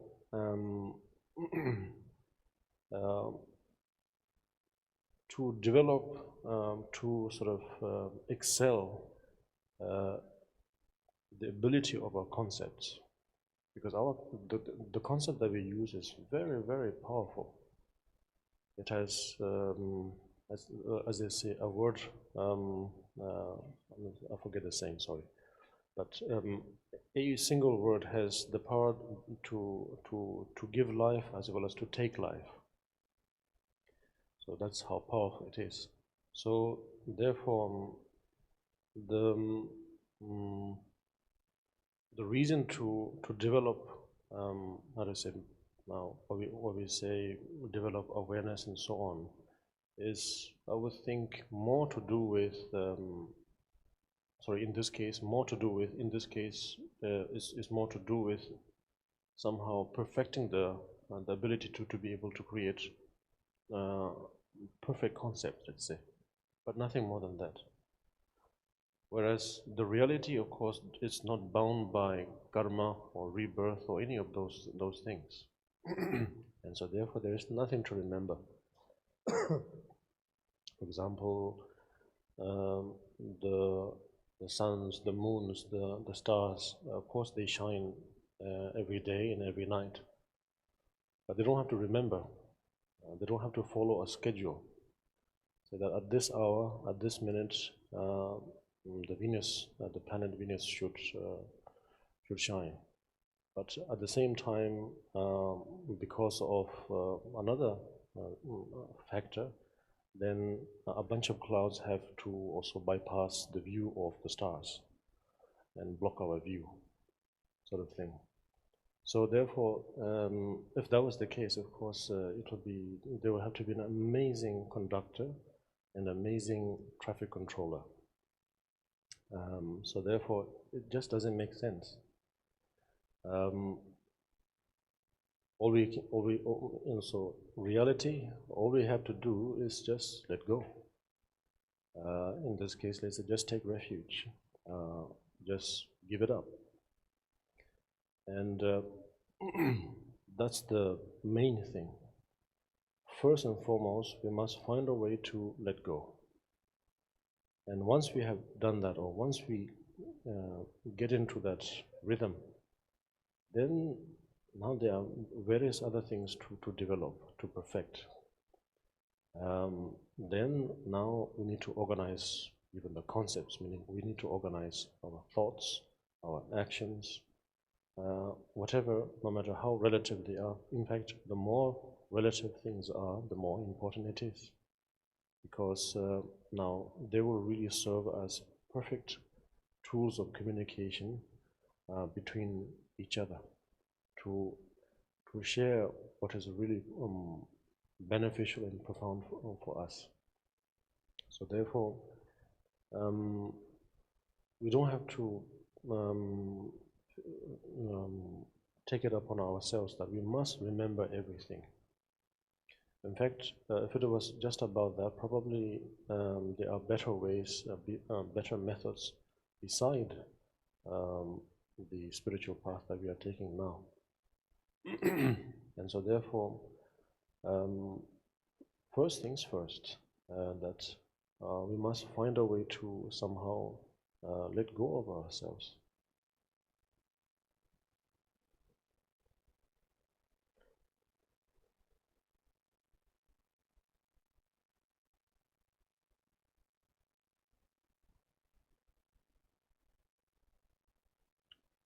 頭先所講嘅問題聽落去好似係好簡單，但係其實係有佢另外一個深層嘅意思嘅。其實呢一個問題亦都去觸碰到投胎投生呢一個嘅概念。當然呢一個概念亦都係對於我哋修持嘅人嚟講，我哋想喺修持嘅道路上有進步。呢一樣嘢，呢一個概念係亦都相同地重要嘅。喺呢一方面，我哋或者會去講我哋要去側重我哋嘅記憶。我哋所講嘅記憶係講緊我哋有呢一個嘅覺知。當然，我哋會話呢件事可能係好重要，因為我哋去諗，我哋要坐低落嚟。要去諗，去好邏輯性去講嘅時候，如果我哋話我哋要有呢一個記憶嘅時候，跟住我哋就要去討論，究竟我哋點樣去好有系統去組織呢一個記憶，會唔會有一個機制，有一種方法，或者一連串嘅方法去幫助我哋去統一或者係組織呢一種記憶，或者係記落嚟所有嘅呢一啲嘅資訊。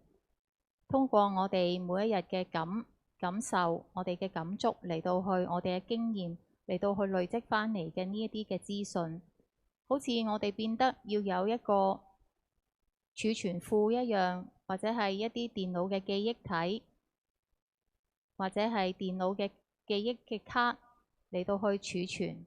但係如果我哋去咁講嘅時候，似乎亦都唔係好有道理。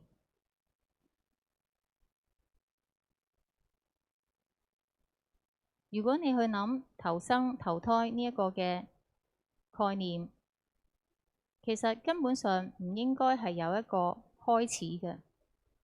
如果有一個開始嘅時候，聽落去就好似係好怪。相對地，同樣地，因為冇開始，所以係冇終結嘅。好似係講到我哋要去記憶住好多嘅呢一啲嘅資訊資料，我哋要儲存嘅話，我哋就好似又要再加多一個機制去統籌呢一啲嘅資料，然之後好似去講到我哋有一啲嘅業力，某一啲嘅業力我哋就儲存，某一啲嘅業力我哋而家要去清淨，或者係將業力去分類、甲類、乙類，然之後點樣去儲存，點樣去清除、清淨，聽落去都好似好怪。其實到最尾，我哋所講記憶呢一件事，只不過係一個概念嚟嘅。如果根本上其實係冇嘢去需要去記低，冇嘢需要去回憶住，呢一個概念其實只係記憶，只係用嚟俾我哋愛嚟溝通上面所用嘅啫。咁如果我哋證悟之後，我哋點樣去處理呢啲所謂嘅記憶呢？呢啲嘅記憶其實根本到時已經係變得冇重要性嘅啦。我哋要超越呢一個嘅概念。呢個其實喺呢一度，我哋係需要去發展我哋嘅覺知。呢一樣嘢係更加重要，係幫助我哋去超越呢一個概念，或者係去完善呢一個嘅諗法，就只係咁簡單。其實喺實際上面，實相嚟講，根本上現實唔係由業力所牽引住，例如業力啊、投胎啊呢啲，其實都唔係實際嘅情況嚟嘅。打個譬喻，有太陽、有月亮、有星星，佢哋每一日每一晚都係喺度閃耀住。佢哋唔需要話要去跟隨某一個時間表去做呢件事，唔會話而家個水星喺度閃耀緊但係咧又驚有啲雲會蓋過佢，咁所以要去處理某一啲事情，防止呢一個星星被蓋過。如果我哋要去防止呢件事嘅話，等於我哋好似要有一個人去控制呢一啲嘅事情一樣，聽落去好似好冇道理一樣。其實實際嚟講，我哋係只需要放下，就好似我哋去皈依一樣，我哋去放下一切，呢一個先至係最重要嘅嘢嚟嘅。如果我哋能夠做到呢一點，所有其他嘅事情都會慢慢發展落嚟。當事物有存在相對性嘅時候，佢哋就變得重要，變得有利益。我哋唔需要加諸喺我哋自己身上，要去記得所有嘅事情。最好嘅方法就係要去放下。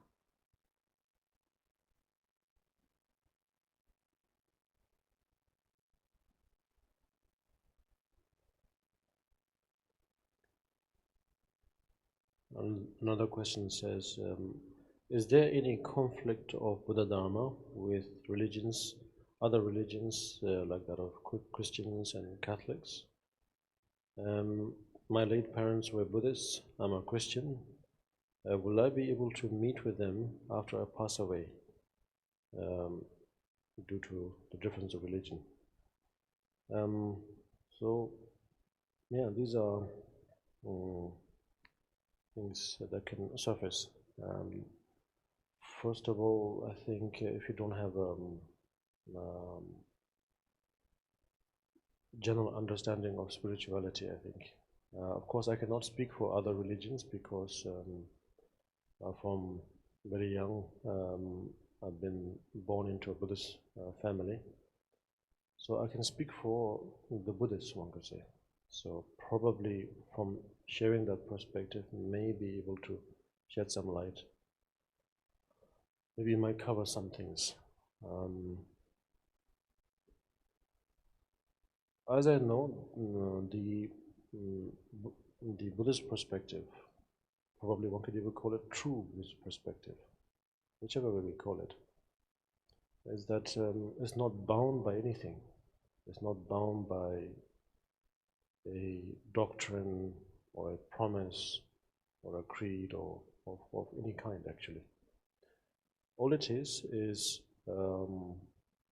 basically a series of informations. Also not a divine information also, just plain and simple informations, which we call the Buddha Dharma, meaning Dharma meaning in this case truth, facts, knowledge, wisdom, or in modern terms probably information.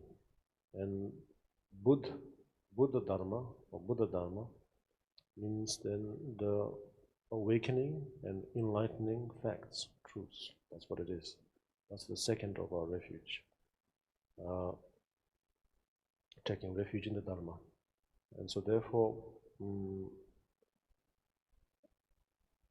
its, let's say, true perspective is that just because of the, just because of what I said earlier, right now, that, that you're not bound to anything. Meaning that there is no such thing as a universal law that we need to follow, which was founded through coincidence or through a unique intervention of some kind, but through a self-discovery, through discovering facts, discovering how, not really to say how things function, but how things flow, come together, go away, probably even reform. So just through witnessing that alone, through a very steady and composed state of mind, and that's what is being shared. That's the method, and we are trying to follow that as if we are following a certain doctrine, a certain mindset, and of course it also has a particular figure who is somewhat of the founder of that doctrine, called Shakyamuni Buddha, and it seems that there are also a series of followers also who came in the who comes in succession, and to a degree we even feel that those doctrines, those followers, the succession line, how to say, the generations of such followers still exist today, and so therefore we feel that physically and mentally we can, if you connect to it, connect to that doctrine, a living, breathing doctrine, then somehow how to say, somewhere down the line, maybe after we die, maybe in this life, or maybe if we are a believer of rebirths, maybe after a few rebirths, somewhere down the line, somehow we will enjoy its reward, let's say. So things like that. Things like that are not part of the practice, one could say. It looks that way, it's presented that way, it almost looks as if there is no other way to see it, and so therefore, if we are somehow stuck with that idea, then we would have this confusion that because maybe I was a Buddhist, or maybe my friend was, or maybe my family was, or something like that, and due to the difference of it, and then maybe we might crisscross our path, and since my heaven's on this side, your heaven's on that side, so we might sort of maybe somehow by chance across our path, and so on. So we could come up with that kind of problems. Whereas I think, I mean, it's not just us now. I mean, throughout the centuries, there have been many practitioners who have had that kind of problems. That is meaning that, for example, within the same, let's say, school, that there are variations of the same teaching, the same method, but probably described in different ways. And each individual happens to follow that particular pattern. And so therefore, when we take it too far, as I said earlier, when we take it too seriously, we really sometimes end up with that kind of problem. That my Mahamudra is better than your Mahamudra, sort of thing. And end up sort of losing the whole aim of what we were sort of practicing, and land up nowhere. So the idea of Buddhism, that title, that mark, that label, was just, I think, put together for the sake of communication, nothing more. There was no such thing as Buddhism that is somehow within the category of religion prior to the forming of the universe, and suddenly we happen to stumble upon it. It just so happened that it appears that way to us, and so therefore we are somehow caught up in that sort of tradition, which is not a bad thing in any ways. It has its own virtue, it has its own benefit. It's equally medicinal if you know how to use that also. But is the reality, let's say, meaning us, you or me, or we, are we born that way? Definitely not. For example, I call myself, I said that I was born into a Buddhist family, so therefore probably I could call myself, I could probably be seen as, if you're born a Buddhist, then you're sort of, you have somehow a mark there, you know. There isn't. You are who you are, and that's it. And along the way, you can pick up anything and almost everything.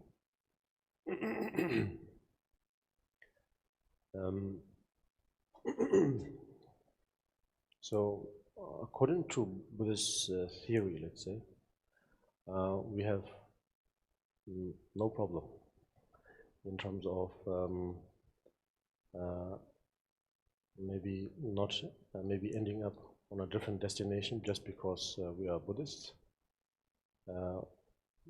Like saying, I fly Chris fly and you fly, you know, miles and more, or what is it, Marco Polo Club. There is no such thing, because at the end of the day, it's just none of them is better than the other. What it really matters is you end up on the same destination. Yes? So if you have that common sense, easygoing nature, then it's possible that through any means we can end up at the same place.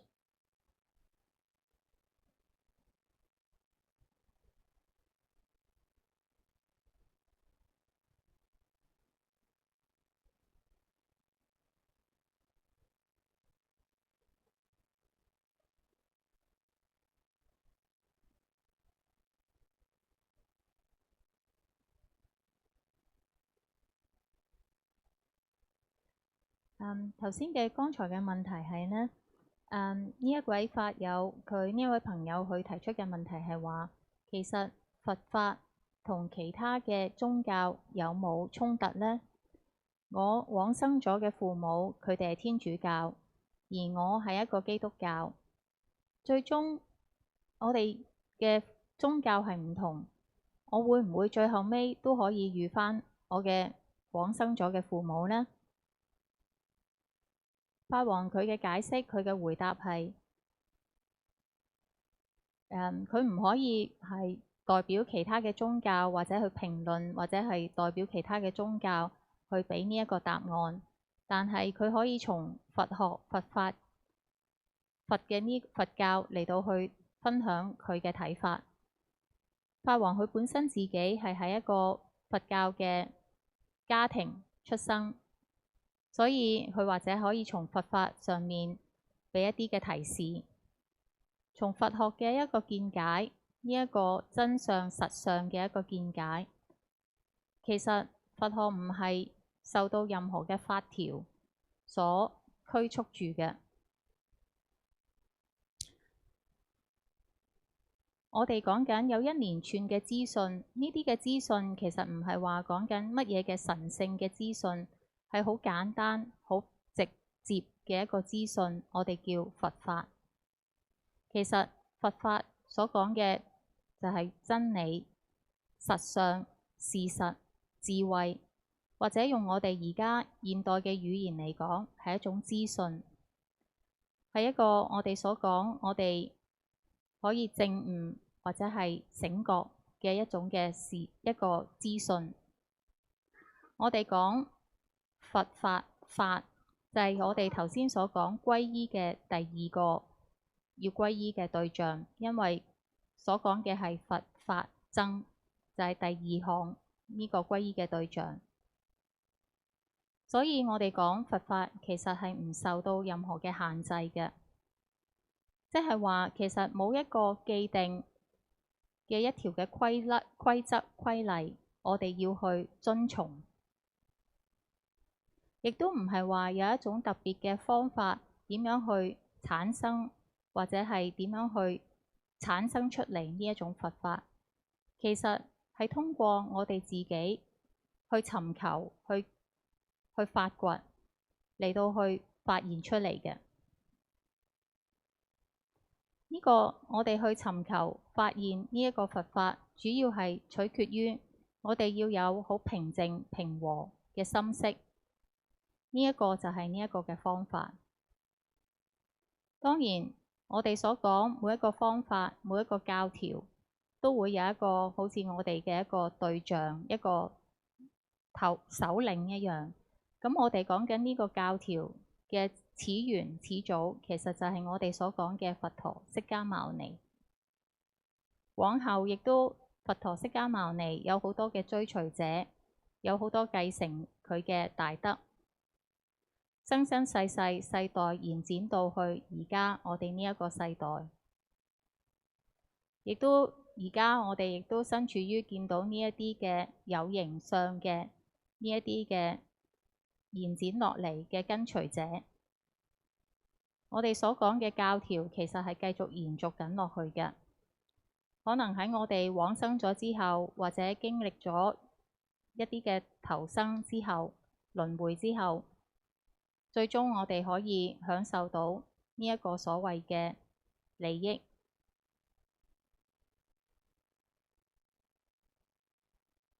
所以我哋就係話，其實我哋唔應該要有一個任何嘅界別區分，究竟或者可以講話，究竟佛法或者係佛教同其他嘅宗教有咩嘅分別？因為喺我哋嘅生活當中，亦都好有可能，其實我哋係會喺我哋嘅道路會遇見相遇。我哋生生世世好多時，我哋亦都有一個面對一個問題。好多嘅修持者，佢哋會有一個問題，覺得雖然我哋大家都係同一個派系，我哋嘅教導接受嘅教育可能係相同，但係當中亦都有一啲方法係唔同。跟住我又會去諗，我嘅大手印收得好過你嘅大手印，或者嗰個方法係好過你。而到最後，我哋失去咗我哋修持嘅呢一個嘅目標，完全係冇出路。其實佛法呢一個嘅概念，我哋所講佛法係一個標題，係一個標籤，其實係用嚟畀我哋去溝通嘅。唔係話喺呢一個宇宙開始之前就已經存在嘅一樣嘢，跟住我哋觸碰到佢，我哋唔應該去咁樣諗。其實現實就係你同我哋大家都係同樣咁樣出生，好似喺法王嘅情況當下，佢自己出生喺一個佛教嘅家庭入邊，咁佢就所以亦都係一個佛教徒啦。咁跟住大家就標籤咗呢一樣嘢呢件事，但係其實最終你就係你自己，就只係咁簡單。我哋嘅成長當中，我哋會經歷到某一啲嘅事情，我哋亦都唔需要去介懷。其實到最後尾，我哋或者用啲乜嘢嘅方法，我哋係咪話我哋要去唔同嘅目的地？其實我哋嘅目的地都係一樣，只不過有陣時可能你係飛 A 嘅呢間航空公司，我係飛另外一間嘅航空公司，但係到最尾，我哋到達嘅目的地都係一樣。只要我哋有呢一個常識，同埋有一個好輕鬆豁然嘅態度、本質嘅話，咁樣到最後尾，其實我哋大家都係到去最終同一個地點、目的地。I know that there are actually far more questions here, but I thought I probably answered the rest through the few answers that I've given. And now, since we are coming quite close to the end of our timing, then I thought now we will use this time to finally, after all the talk, we will finally take this time to practice it. So we will now actually do something about it. 當然大家其實亦都仲有好多嘅問題嘅，但係法王覺得頭先所俾嘅一啲答案呢，應該都可以幫助到大家其他嘅問題㗎。咁由於我哋差唔多接近尾聲啦，所以法王想利用而家嘅時間同我哋一齊修行，做一啲真正嘅修行嘅。It is there. If it is there in the translation, either in English or in Mandarin, it's included as an advice at the end of the practice of refuge that says that once you take refuge in the Buddha, you don't take refuge in any other worldly gods.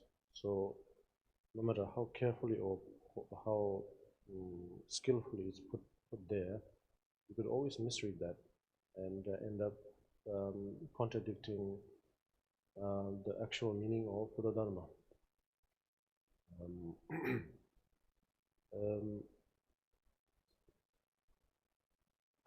如果我哋有法本或者翻譯為英文或者係中文嘅時候，我哋會睇到喺呢一個皈依文嘅後面最尾會寫到就係話當你皈依咗之後，你就唔應該皈依其他嘅世間嘅神明。好多時我哋亦都會去誤解咗呢一個嘅講法，變得講緊我哋學佛法變得好似有一啲衝突一樣。So,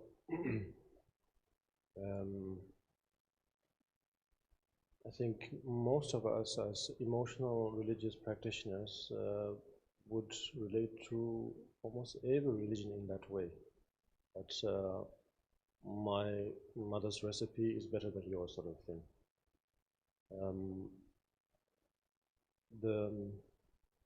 If you are really interested, if you have enthusiasm to really know what it's really about, the first thing that we have to get rid of is exactly that. Meaning that we cannot believe that as absolute. Of course, there are certain sort of, not really to say fundamental, but principles maybe that we need to be very that we need to be aware of. very clearly. Is that, for example, if we somehow end up, even if you are Buddhist, if you end up believing that the three jewels, or whatever we call, the three precious ones, the triple gem, the DRARMA, or in Tibetan Kuncho Sum, if we separate that, whatever is that, from us, right there and then we have lost the plot.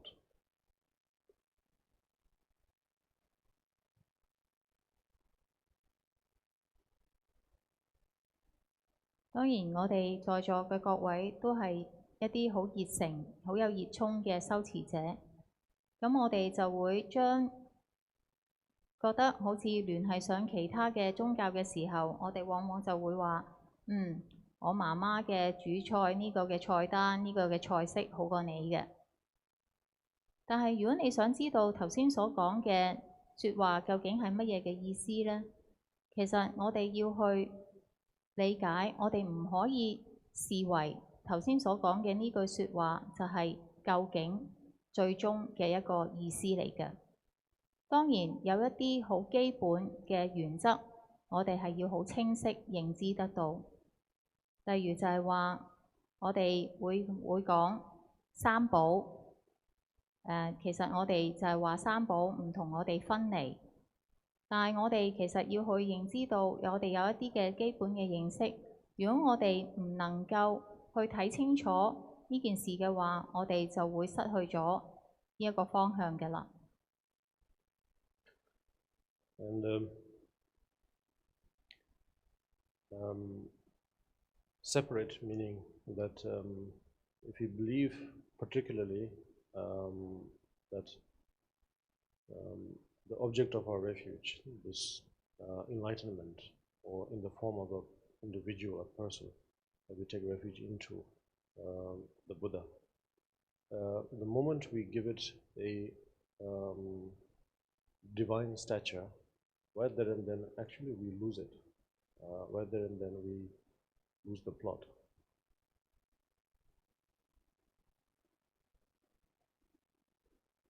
我哋所講，我哋同三寶唔會分離。我哋所講嘅呢一個皈依嘅對象，證悟咗嘅佛陀。如果我哋有一刻我哋認為呢一個係一個好神聖嘅一個主體，咁其實我哋就失去咗我哋嘅方向。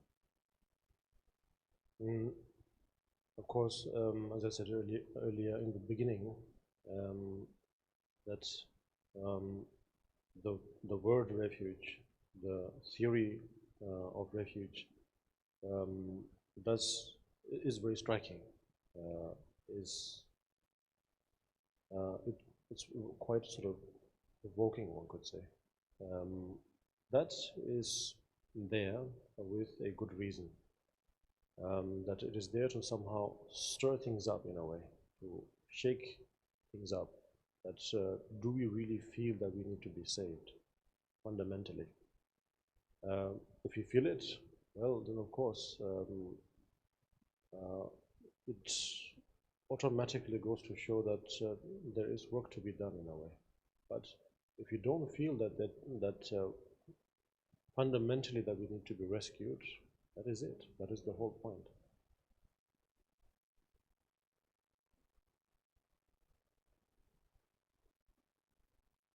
我哋一開始嘅時候，去講到皈依呢一個嘅概念，我哋講到皈依，令到我哋好震撼性，亦都覺得係好有啟發性。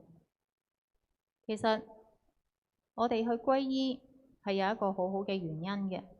皈依就係要打亂我哋，要去令到我哋清醒過嚟，令到如果你會問自己，我係咪真係需要受到保護？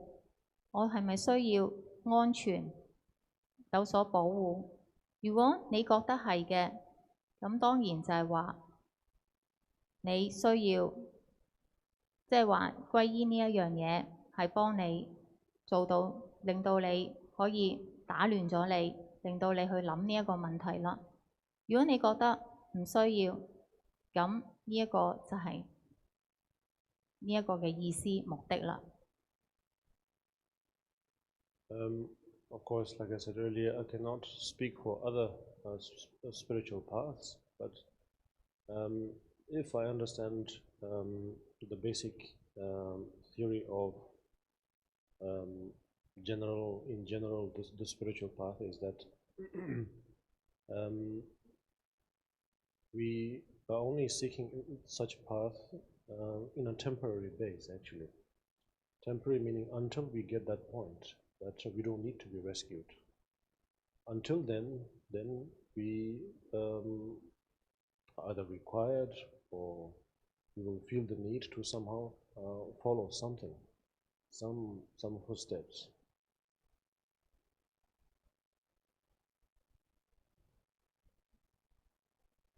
好似頭先所講，法王話佢唔可以代表其他靈性上面嘅修行嘅道路去講嘢，但係佢可以講嘅係從佛法嚟講，我哋其實要行呢條道，或者我哋所講，其實呢條道都係好短暫，係暫時性，係過渡嘅。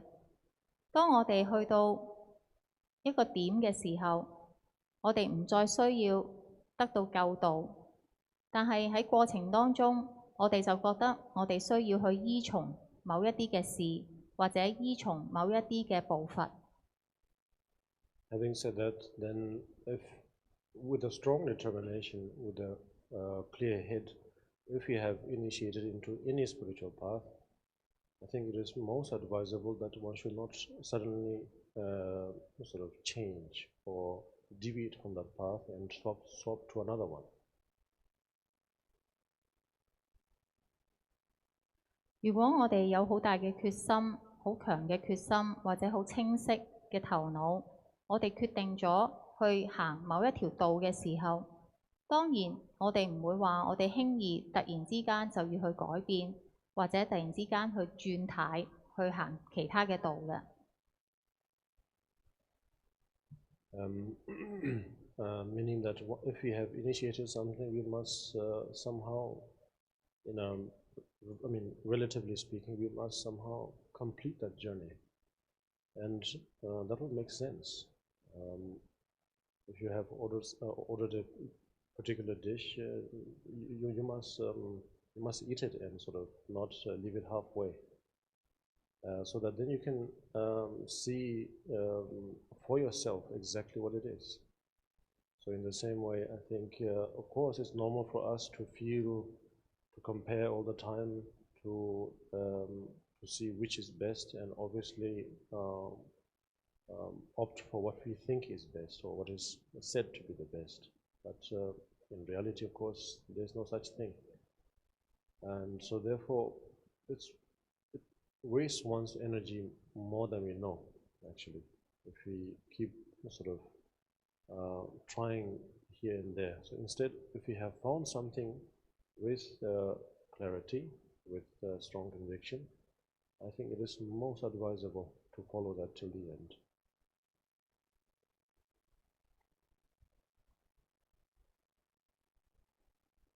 當然，如果我哋開始咗某一件事，相對嚟講，其實好重要，我哋去完成埋呢一個旅程，完成埋呢件事嘅，咁樣先至係有意思。例如，你叫咗碟餸，你唔會話食到一半唔食，你應該都要食咗佢㗎。所以，如果我哋決定咗，我哋就應該去睇清楚，我哋自己去睇究竟最後尾係乜嘢嘅一回事。當然，好正常，好多時我哋都會去比較乜嘢係好啲，邊樣嘢係好啲，或者我哋想選擇一樣對我哋最好嘅一個選擇。但係實際嚟講，我哋根本唔可以咁樣做，因為如果我哋跳嚟跳去，不停咁嘗試唔同嘅嘢嘅時候，我哋只係會浪費咗我哋嘅精力。所以，如果我哋有呢一個清明，或者有呢一個好強烈嘅信心嘅時候，好強烈嘅一個決心嘅時候，我哋就應該最好係可以做到最美。And nowadays we have, for example, in this case, if you are interested in, if you are a beginner, first of all, and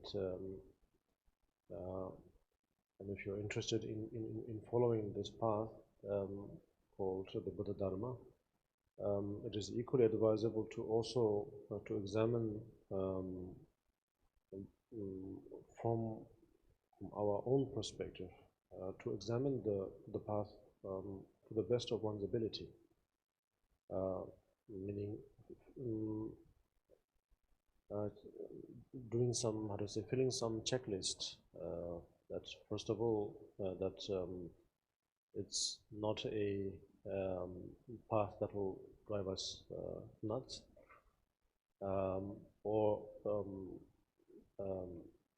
advise us or promote us to express more emotions, or to harm others, or to harm oneself.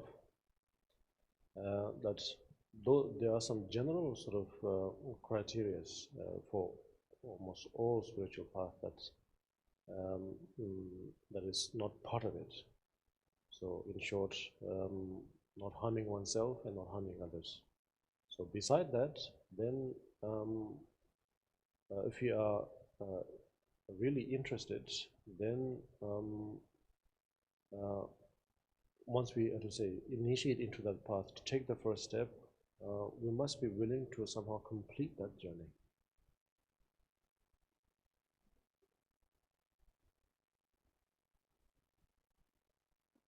如果你係一個初學者，而你對要跟隨呢一個道路係好有興趣，我哋所講呢條道路就係佛法。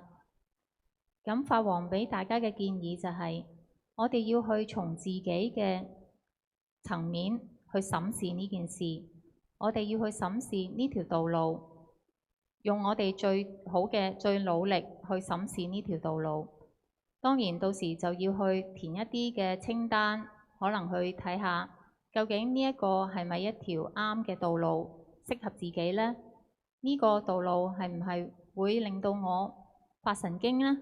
或者係會令到我去表現出更加多嘅情緒表露出嚟，或者係會唔會令到我去傷害他人或者傷害自己呢？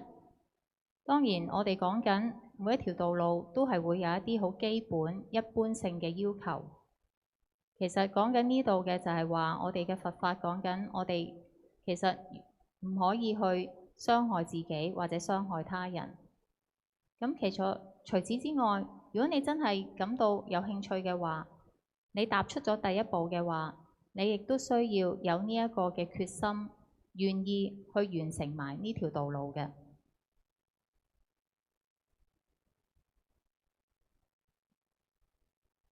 Now, when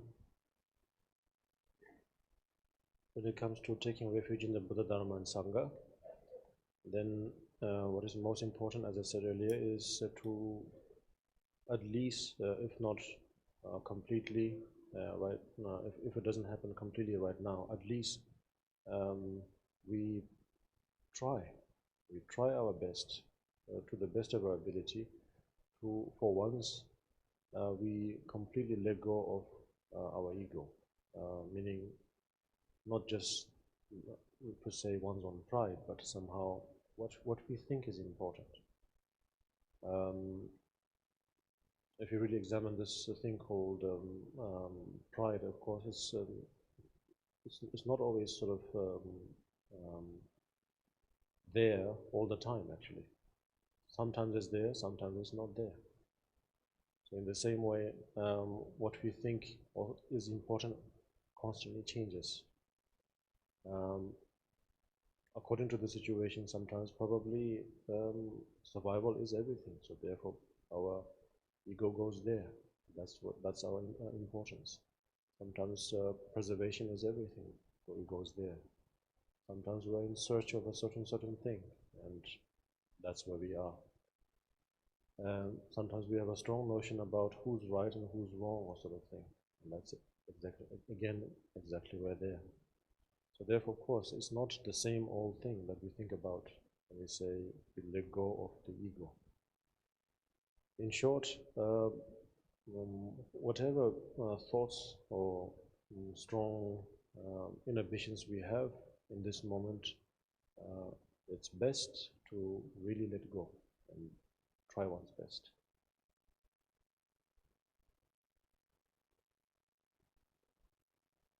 當我哋講到要歸依佛法僧嘅時候，咁其實就係話我哋要用我哋而家盡量盡力，就係而家呢一刻嘗試一次，我哋完全去放下，我哋放下我哋嘅自我。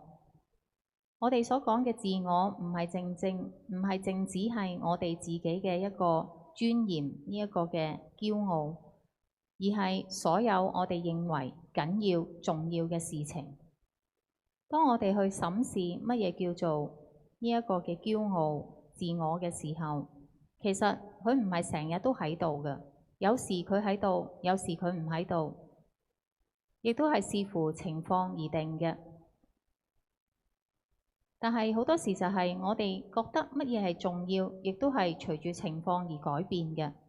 有時候我哋為咗生存，覺得某啲事情重要；有時候我哋覺得邊個啱，邊個錯，呢件事係好重要。我哋唔係淨係講緊我哋一路所講嘅我執，而係我哋而家要講緊嘅係，我哋要去放下所有我哋認為重要嘅事情。所以無論我哋有幾強烈嘅一啲念頭都好，我哋盡量嘗試去放下呢一啲嘅念頭。And by doing that, then we create the most sort of favorable condition to hopefully either right here, right now, or down the line as we practice this path, that we will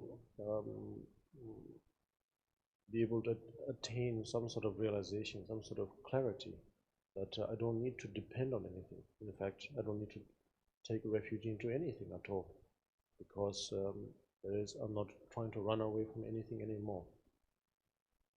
That you are at a position so strong that it is, for example, when we get to the point where we have nothing to lose, that's when we are at our strongest. And enlightenment at the end of the day is something like that. Because till now we have been trying to acquire this and that of all kinds of what we thought was important. For example, to find the justification that I was right, to find the justification that this is up and this is down, to prove that this is happiness and this is not. So therefore,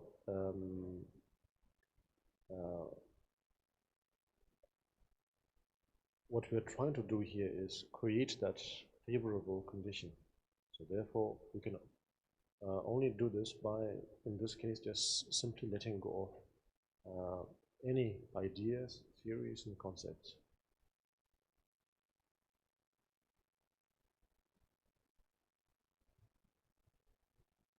我哋嘗試去做嘅嘢就係我哋製造一個最良好嘅情況，一個條件，就喺此時此刻，或者係之後我哋嘅修持，希望能夠我哋可以通過呢一個良好嘅環境，呢一個情況嚟到去取得清明。我哋唔需要去依賴任何事、任何人，我哋亦都再唔需要好似去逃避任何嘅嘢啦。如果我哋去到一點，我哋覺得我哋冇嘢係會失去嘅時候，我哋係最強嘅時刻。呢一個亦都係我哋所講某程度上證悟嘅一個講法。直至到而家為止，我哋一路都係嘗試去尋找一啲嘢，揸住一啲嘢。我哋覺得乜嘢係重要，我哋去尋找呢啲嘢。或者係我哋去覺得去講我哋係好啱嘅，堅持我哋係啱，或者呢個係上，呢個係下，乜嘢叫做開心，乜嘢叫做唔開心。但係其實我哋只需要做嘅事情就係好簡單，放下所有嘅念頭、所有嘅理論、所有嘅概念。And then in order to assist and help with that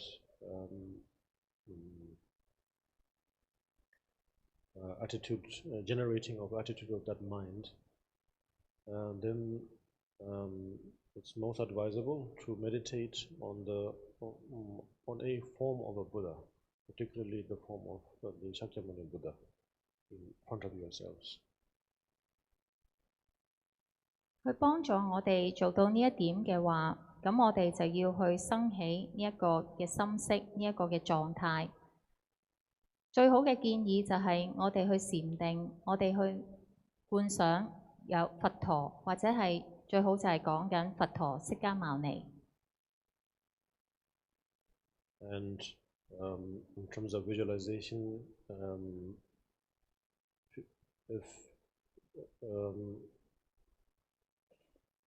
if it allows you, then try to meditate the form as large as possible, as the limit is, as they say, the sky. So meaning, often it is said that it's good to visualize the form as large as the universe.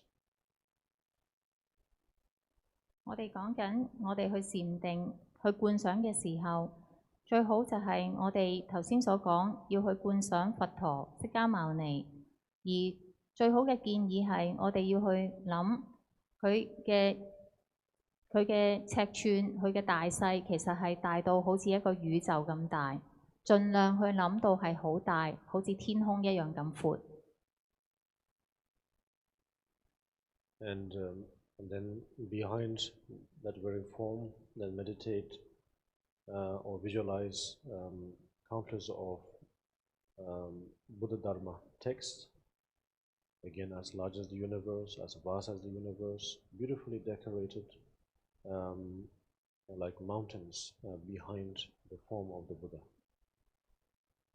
然之後，我哋要觀想喺佛陀嘅後面有好多佛法嘅經書經文，亦都係無窮無盡嘅，亦都係廣闊到好似一個宇宙一樣，好貴麗、好堂皇，好似山好大嘅山一樣。And then around the Buddha, the figure of the Buddha and the Dharma text, and meditate countless of beings according to your comfort. You can meditate also countless of Buddhas around the main figure, or those countless forms of Buddhas can be visualized in the form of CHENREZIG, the Buddha of compassion, or the Buddha of liberation, such as the Tara, and so on. 然之後喺佛陀嘅周圍，喺呢啲經文經書嘅周圍，我哋去觀想有無窮無盡嘅眾生，就住我哋自己想點樣去觀想，我哋就去點樣觀想。我哋要觀想有好多嘅諸佛菩薩，呢啲佛可能係喺觀音嘅用觀音嘅形象，或者係講緊觀音係其實呢一個悲心嘅佛啦，又或者係我哋講緊解脫嘅佛，就係講緊道母啦。And then meditate that now where you are, either around you or behind you, that all sentient beings are present in this moment. No matter who they may be, that they are all there. Or if that is difficult to visualize, then at least think of yourself as representing the whole of sentient beings. 然之後，你觀想喺你自己身處嘅位置，喺你嘅周圍或者喺你嘅後面，都係所有嘅有情眾生，呢一刻都係同埋你一齊嘅。如果你覺得好難去咁樣觀想周圍有好多有情眾生嘅時候，咁可能你可以諗，至少你係代表住呢一啲嘅有情眾生嘅。And then meditate that you are offering your body, speech, and mind to the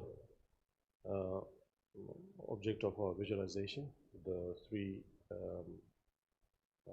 precious jewels, the Buddha, Dharma, and Sangha, and the meaning of that prostration. Of course, the formal traditional gesture that we normally do is related to the meaning that we let go of ourselves. For example, to us, to summarize, what is most important, let's say, is first and foremost our body, of course. To make things, to put things simple. Then the second most important thing is our speech or our voice, and then finally our consciousness or the point where we feel that that's my center or that's me. And so therefore, refuge, you see. Through a very simple formula, we are letting go of all of that.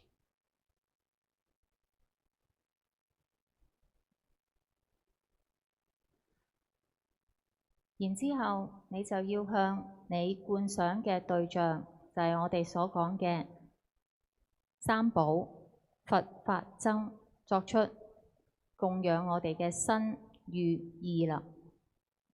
我哋會講緊要做大禮拜，呢個大禮拜其實就係講緊好傳統嘅呢一個嘅行為，呢一個嘅舉動。其實我哋講緊嘅大禮拜，其實就係嘅意思係我哋要去放下我哋自己。當然就係最基本、最重要嘅，首先係我哋嘅身體，或者我哋好簡單咁樣去講啦，就係首先係我哋嘅身體，跟住係我哋嘅語言或者我哋嘅聲音，然之後最後尾就係我哋嘅覺知，呢一個係令到我哋感受到我哋自己存在嘅呢一種嘅覺知。其實我哋就要去將呢所有嘢都係要放下㗎。And we basically sort of empty ourselves. That's the intent. That's the meaning. By prostration, we let go of who we thought we were or who we think we are. Of course, it says through the three jewels, meaning through the Buddha, Dharma, and Sangha. So it almost sounds like as if you worship them, then you get rewarded with enlightenment. It looks that way, but that's not the point at all. The point is that, for example, an enlightened being has no need of your prostration. They themselves are self-sufficient, so therefore they have no need of your merit or your submission or of your worshipping. So no need. But for us there is need for right now, because we are trying to empty this vessel called body, speech, and mind, which is a very precious vessel. So in here, the state, the current state is somehow as if this container is somehow filled with all kinds of things that are jumbled up, unnecessary, and most of the time, or almost all are sort of a waste. So therefore, we are emptying that frustration. You see, when we do this and bow down, actually we are emptying it, emptying our body, speech, and mind. And of course, now that at the end of the prostration, then normally we are supposed to be left with now a completely sort of empty container, vessel. And now what are we trying to fill in, right? That's the point. So what we are trying to fill in is none other than the state of enlightenment, nothing more. And that is represented in the form that it says in the prayers that it says, I forget who wrote it, but I think it's actually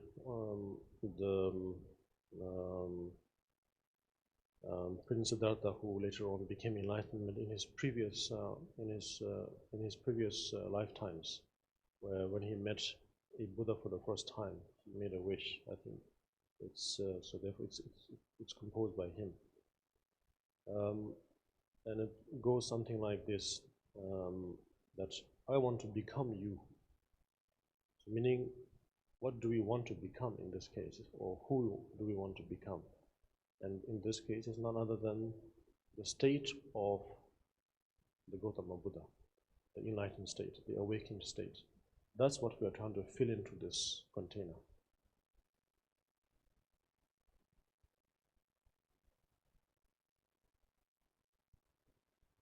我哋講緊頭先所講嘅，我哋要去做呢一個大禮拜，我哋要去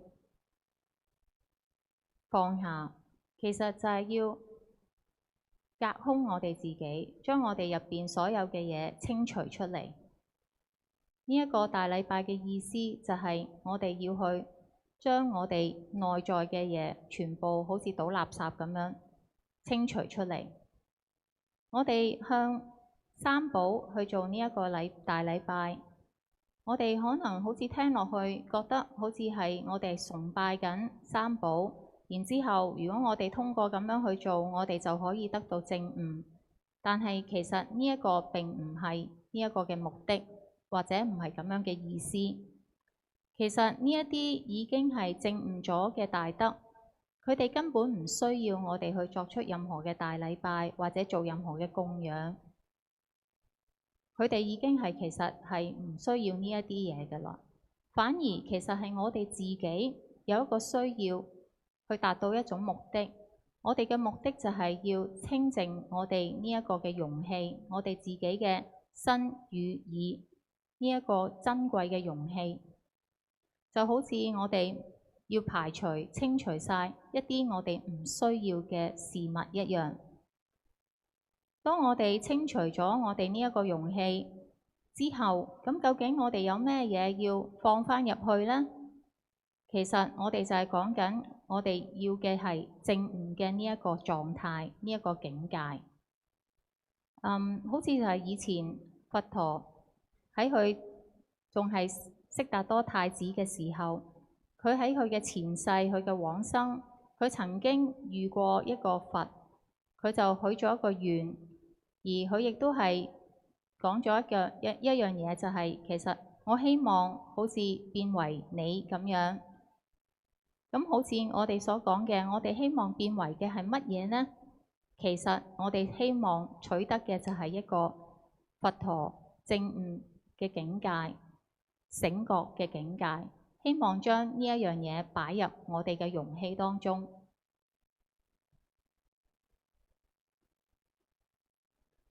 And then, if you can, then try to sort of meditate upon that right now.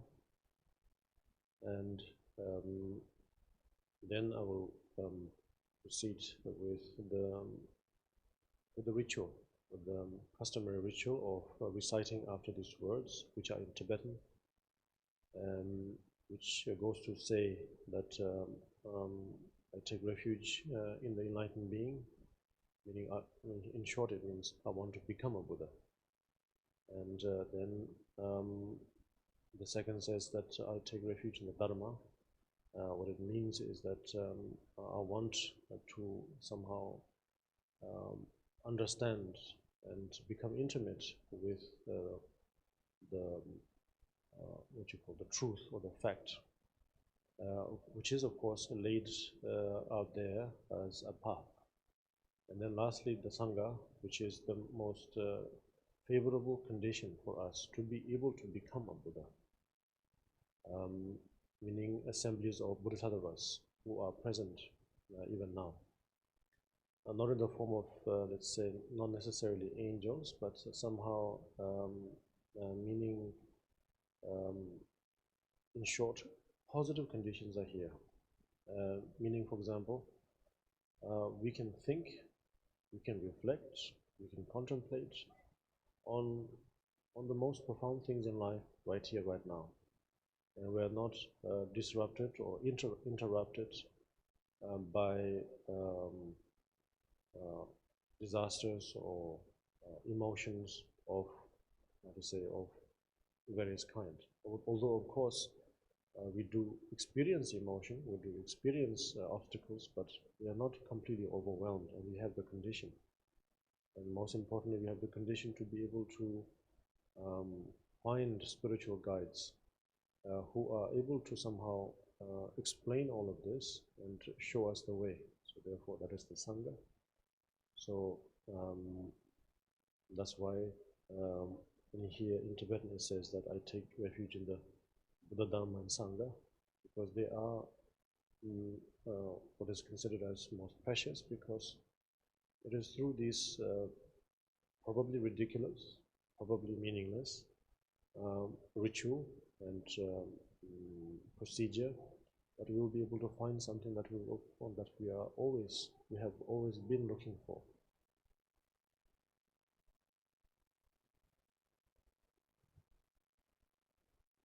如果大家可以嘅話，跟住就嘗試好似頭先所講咁樣去禪定，然之後法王就會去做一啲嘅儀式。咁呢一個儀式其實就係一啲好傳統嘅儀式，就係法王會去念誦一啲嘅用藏文念誦一啲嘅字句。咁當中嘅內容其實就係話我哋去歸依正悟嘅大德。我哋即係等於話，我哋其實希望成佛，咁所以我哋就話歸依佛。而第二個就係講緊歸依法。歸依法嘅意思就係話，我哋希望可以能夠理解、明白同埋去接近呢一個實相，就通過行呢一條道去接近呢一個嘅實相。而第三個就係講緊係僧，我哋歸依僧。呢一個嘅意思係話，我哋希望有呢一個最完好、最好嘅一個條件，就等於有佛陀同埋諸佛菩薩同我哋一齊一樣，唔係話喺我哋面前有呢一啲嘅天使，我哋講緊嘅係最正面嘅條件，令到我哋可以去思維、思考、去諗此時此刻呢一件最深奧嘅一件事情，我哋亦都係喺一個最良好嘅環境當中去學佛法，唔受到任何嘅干擾。當然，我哋會遇到障礙，但係呢一啲嘅障礙亦都係不至於大到令到阻礙到我哋去行呢一條道嘅。我哋所講嘅歸依僧就係話，我哋希望揾到能夠帶領我哋行呢條道，指點我哋嘅一個方向嘅呢一啲嘅指導者。所以我哋就係話，其實三寶歸依佛、歸依法、歸依僧係最寶貴嘅。聽落去好似覺得好冇意思，但係希望通過咁樣，我哋可以尋求到我哋想要找尋嘅事物。And then finally, when you repeat these words, the motivation for repeating these words, motivation to take refuge in this case is well, very important.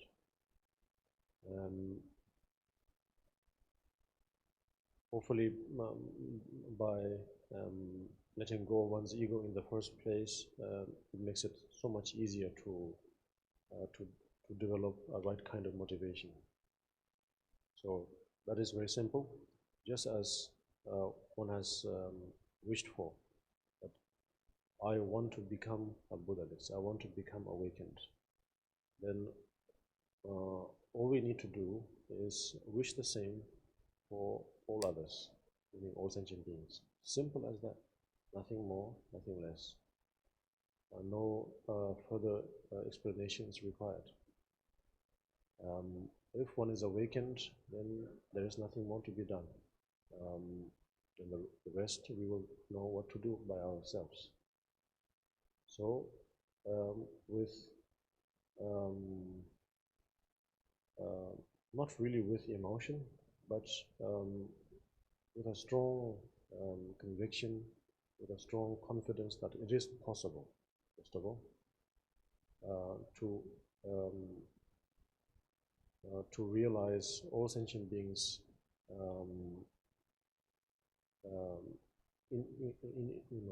transforming into Buddhas, and we do this with great kindness and great care and great love for all sentient beings. So with that in mind, then later I will ask you to repeat after me.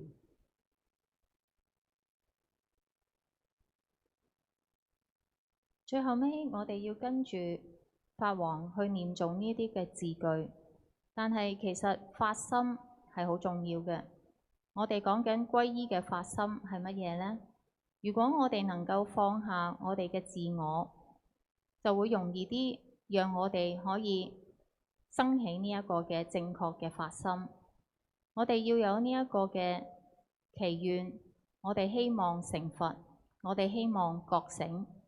我哋亦都要去做嘅就係希望其他嘅眾生都可以一樣可以成佛，能夠醒覺，就係咁簡單，亦都唔需要再有任何嘅解釋。如果一個人已經可以醒覺嘅時候，就唔需要再做任何嘅嘢啦，其他嘅事情都會自然去發展落去。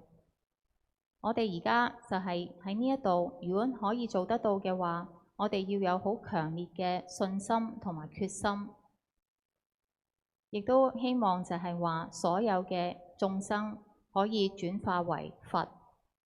我哋要堅持住有呢一個嘅大嘅愛關懷喺我哋嘅心識入邊，跟住我哋就可以跟隨法王去做呢一個皈依。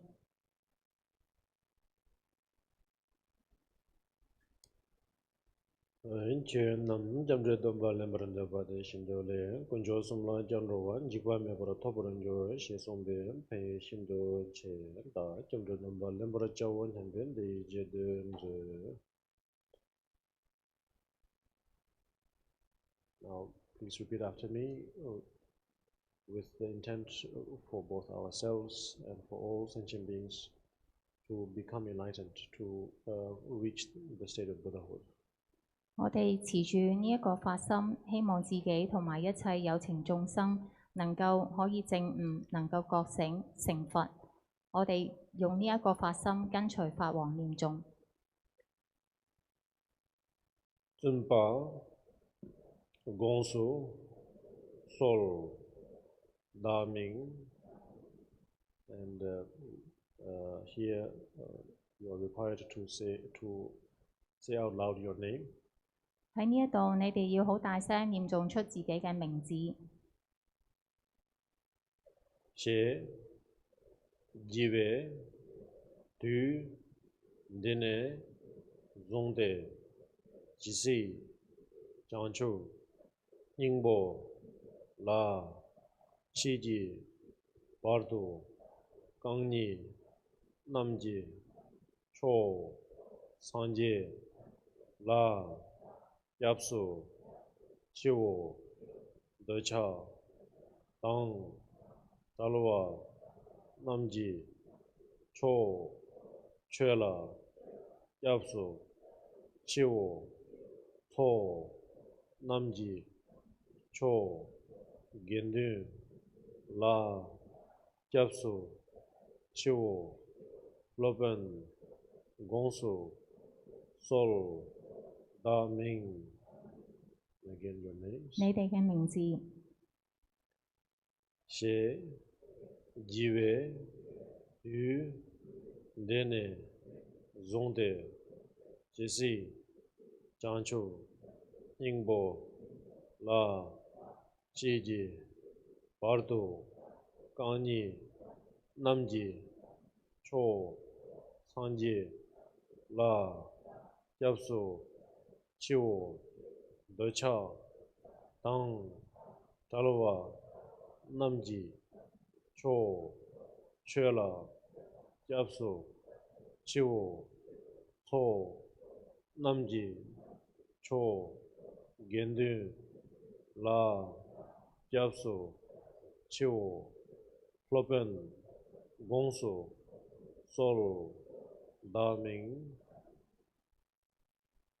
Your names. 你哋嘅名， She, Jiwe, Du, Dine, Zongde, Jisi, Chanchu, Ningbo, La, Cheji, Bardo, Kani, Namji, Cho, Sanje, La, Japsu, Chiu, Dacha, Tang, Talwa, Namji, Cho, Chela, Japsu, Chiu, So, Namji, Cho, Gendu, La, Japsu, Chiu, Datu, Dine, Zonte, Jisi, Chanchu, Ningbo, La, Chiji, Pardo, Japsum, Zimbe, Genhin, Tu, Loben, Ji, Zondo, So.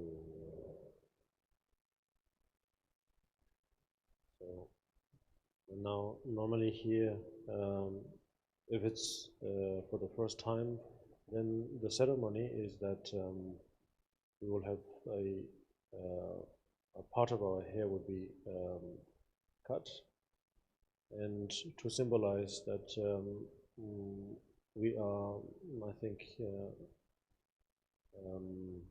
abandoning the worldly status.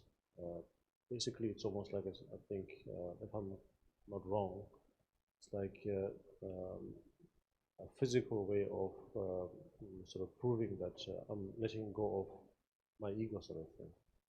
The worldly sort of what we think is a status in a worldly context. 喺呢一度到呢一個時刻，好多時如果係第一次皈依嘅時候，嗰個儀式都係我哋會剪一啲嘅頭髮出嚟，作為一個記認或者一個象徵，係我哋已經放棄咗呢一個世間嘅呢一啲嘅事物或者呢一個嘅地位狀態，好似係一種嘅有形嘅一種嘅證明，我哋已經係放下。And I suppose maybe it's correct to say that hair is very important to us. No matter whether we are in this era or in any era, hair is always important. By now we are able to dye it in different colors, keep it in various lengths, various styles. Some of us keep it short, like myself. And so some of you keep it long, twist here, there. All in all, it goes on to sort of actually, I think, deep down, I don't know how far it goes, but goes to sort of show that what kind of state of mind we're in, I think, through the style of our hair. So therefore, hair cutting is almost a gesture of saying that at least, if not for all, at least for myself, I let go of that culture. 好多時我哋話應該話頭髮對於我哋嚟講可以係好重要嘅，無論係而家呢一個世代，抑或係其他嘅世代。而家我哋可以有好多唔同嘅造型啦，我哋亦都可以染髮啦。我哋嘅頭髮可以有長有短，好似法王呢就有個短嘅頭髮啦。咁有啲人有捲曲嘅頭髮。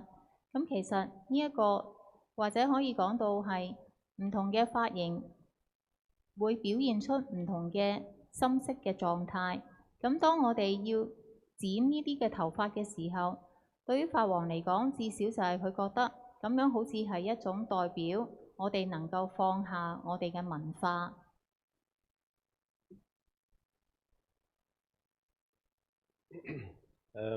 But that's only for the first timers, and then afterwards we don't need to repeat that same ceremony again and again.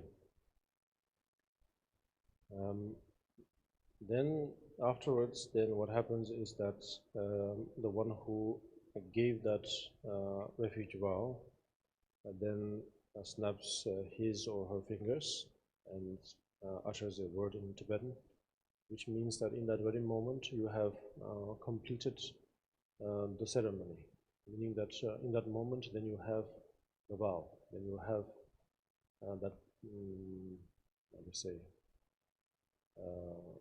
you have generated that attitude. And then from that moment onwards, until the vow is either damaged or given up or completed, the vow will remain with us even if you fall asleep, let's say. Even if we are happy to, let's say, faint or something, but the vow remains, as well as even the merit that accumulates by itself will also continue. 咁樣對於一啲第一次做皈依嘅人，咁我哋就會去剪呢個頭髮啦。但係如果往後已經曾經之前已經曾經做過皈依嘅時候，我哋就唔會去繼續做呢件事㗎啦。咁跟住之後落嚟就會係，其實就係由法王或者係邊一個係俾呢一個傳呢一個皈依嘅戒嘅，佢就會去彈一彈佢嘅手指，念誦幾句嘅字句，咁就等於代表咗完成咗呢一個嘅儀式嘅。咁呢一個時候就代表就係話，接受咗皈依嘅，做咗皈依嘅人，佢哋就已經係生起咗呢一個嘅態度。呢一個我哋所講嘅已經受咗呢一個戒，意思就係話生起咗個態度。由嗰一開始呢個戒，直至到我哋去放棄呢一個戒，或者係破壞咗佢，或者係圓滿佢，一路其實都係會同我哋一齊。就算我哋瞓着覺啊，或者係暈低啊，其實我哋都係仲有呢一個戒喺度，包括當中嘅呢一個嘅利益，呢一個嘅功德嘅。So that completion of that vow, or let's say of taking up that vow, happens when we ourselves acknowledge. You acknowledge to me, and I acknowledge to you. Then from that moment onwards, then the vow is valid or active. 我哋話我哋領咗呢一個戒之後，其實呢個意思就係話我哋去確定咗我哋受咗呢一個戒。And yes, so now acknowledge. We should acknowledge to each other. And then you all also say legso.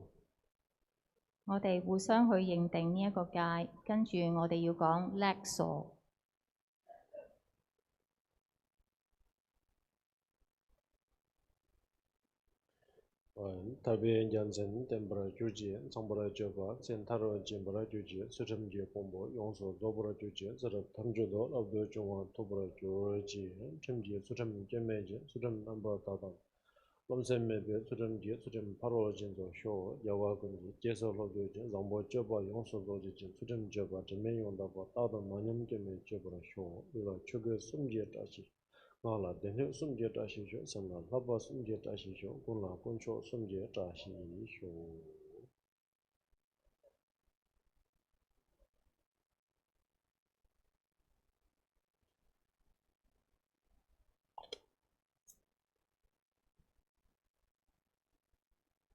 So the ceremonial aspect of taking refuge in the Buddha, Dharma and Sangha is complete. Then from here onwards, if you have attained enlightenment, then all is well. Otherwise, then until we reach enlightenment, then we must now follow a particular routine, which is very simple, as I said earlier. All we need to do is minimum, let's say, 3 times a day.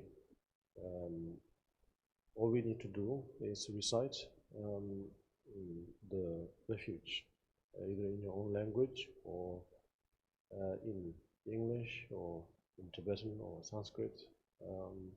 Fortunately, in your own language, you will have the recitation text, so therefore you can just follow that. And if you have the time to reflect while you recite those prayers, it's very good. It's much advised, because more than just repeating after the words, you can reflect of what it means, what I have become, or who I'm supposed to be. It could be very interesting. I wouldn't say it's good, because it shouldn't be driven by just saying that it's necessary or needed or it's a must, but it should happen spontaneously. And so therefore, in order to happen spontaneously, the best way to is just to reflect over and over again.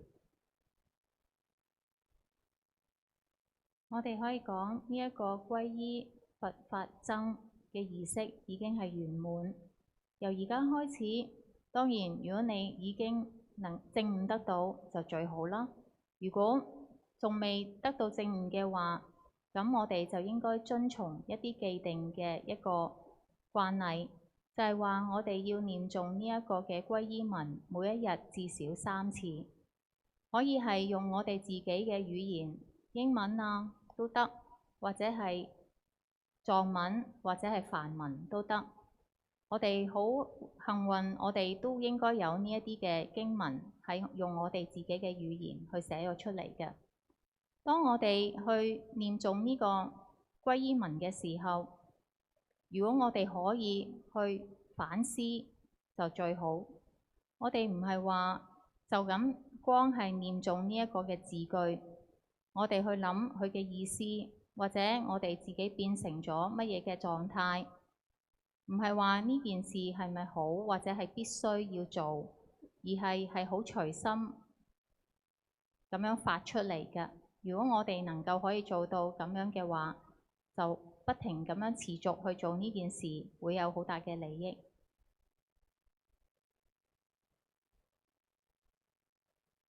Well, then for today, this was so far what I could offer, and I hope somewhere down there were some bits and pieces that were sort of useful for each of you. If they are, then keep it close to you, and at the same time, if it is not that meaningful, let's say, or that didn't make much of a sense, no need to sort of carry that burden of thinking that because of your commitment, you have to memorize each and every word. All in all, what you have to realize is that there is a benefit in keeping up with this practice and keep the routine there.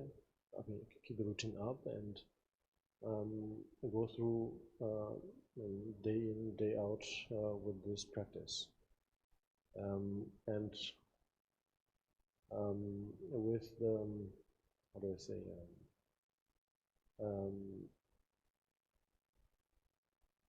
but never really follow each of these procedures with the aim that I will become a better person because of it. Although, of course, every now and then, maybe we might have to sort of give ourselves a bit of a push, and sometimes being a little tough on ourselves probably does have some benefit. But overall, fundamentally, we cannot be too serious into thinking that I will become a better person, because the moment we think that, then right there and then we are dragging ourselves way down. indirectly it's saying that I'm a bad person. I'm not a virtuous one. I'm not kind. And so therefore, immediately right there, we drag ourselves down. So if there is a fundamental practice, let's say, attitude, let's say, is that we practice this regardless of whether there is an end or a completion or not. We do it because it's how to say, it's something that it's something that inspires us. It's something that gives us a sense of how to say, light-hearted sort of state. That it doesn't, that is not in any way is heavy on ourselves. So if you are able to carry it in that way, then the practice itself is not a burden which we have to juggle with our everyday life. And in fact, every experience that that we will have from here onwards are all each more extraordinary than the other, because we are not driven by sort of success or fame or power or fame or fortune of any of this kind. And instead, we just do it because we enjoy it, because we like it. And then we will not at any point we will feel separated or somehow torn by our commitments. So I would just like to say that. And it's been a pleasure being with all of you, and I look forward to seeing all of you tomorrow also. The fish release. By the way, the fish themselves, I'm quite sure that they don't know that they are being released. So therefore, the point of actually doing that act, let's say, completing that ritual, is really to just to sort of mark any occasion and to turn that into a practice. Let's say it could be as simple as having a cup of tea.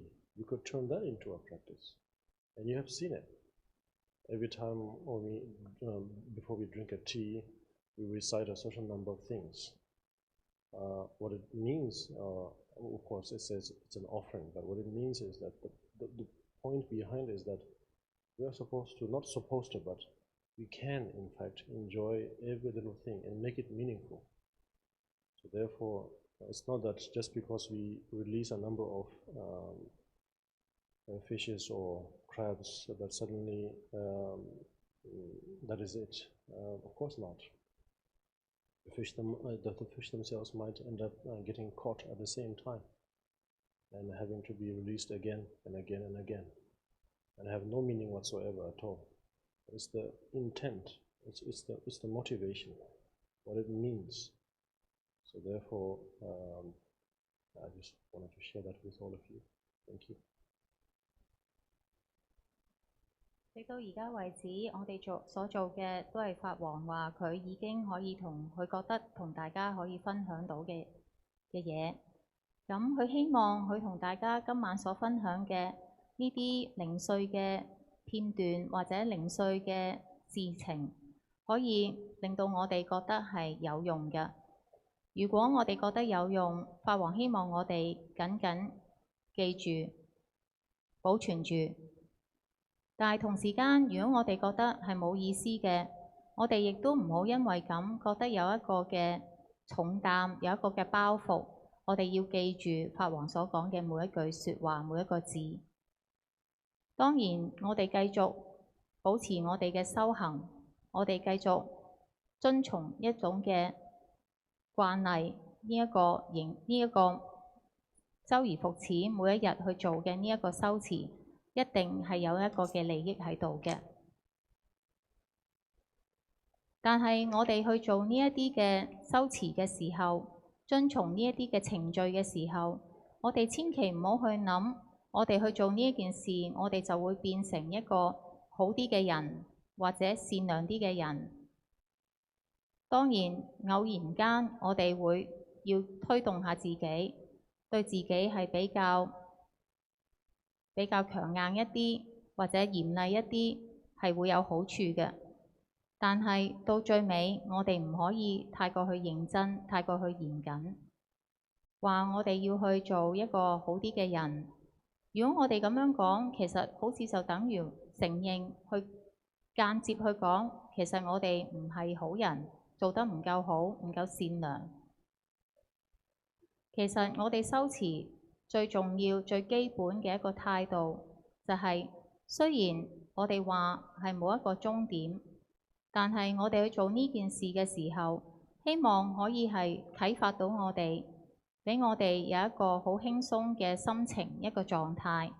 我哋唔係話要去製造出一啲嘅包袱俾我哋自己，喺我哋每一日嘅生活當中，仲要去面對一啲嘅包袱。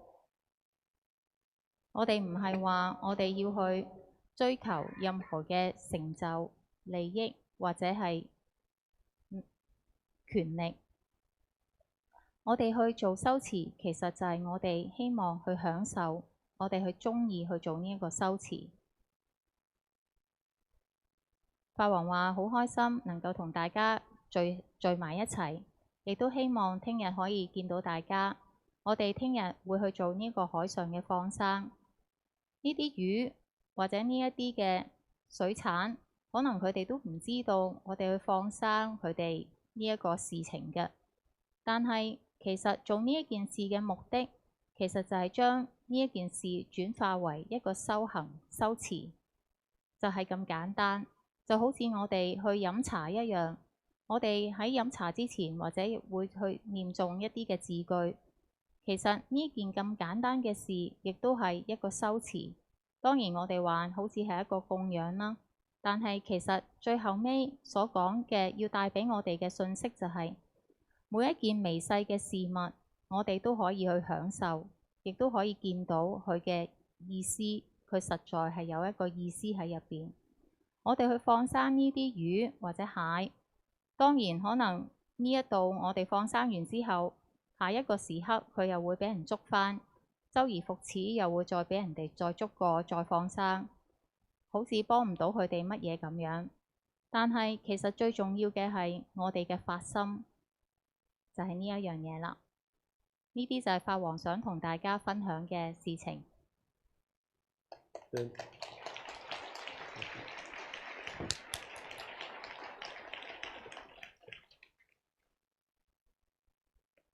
Good evening, Your Holiness Karmapa, Gondola, all the Venerable Rinpoches, and everyone who are present here tonight. Good evening. On behalf of New Horizon Buddhist Association, Kangkong Targay Center, Sukhavati Kendra Center, and Bodhipath Aryatara Center, I would like to thank Your Holiness for coming to Hong Kong. Thank you for your blessings, your wisdom, and your valuable teachings. I hope everyone here tonight will take the teachings to our hearts and apply it to our everyday lives. I would also like to thank all the hardworking volunteers and all the generous sponsors. Without you, this event would not be possible. At last, I hope Your Holiness can come visit Hong Kong again in the near future, hopefully next year.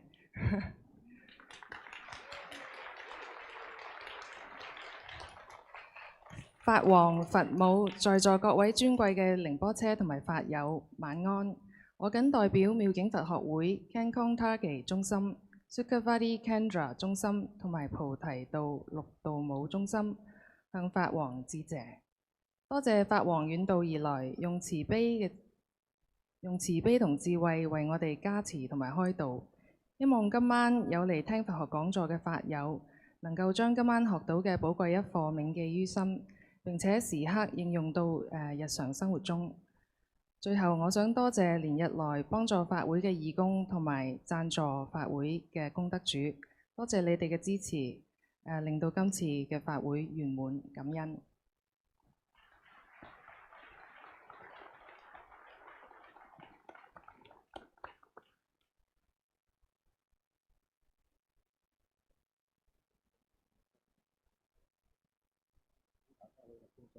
請大家起立恭送法王。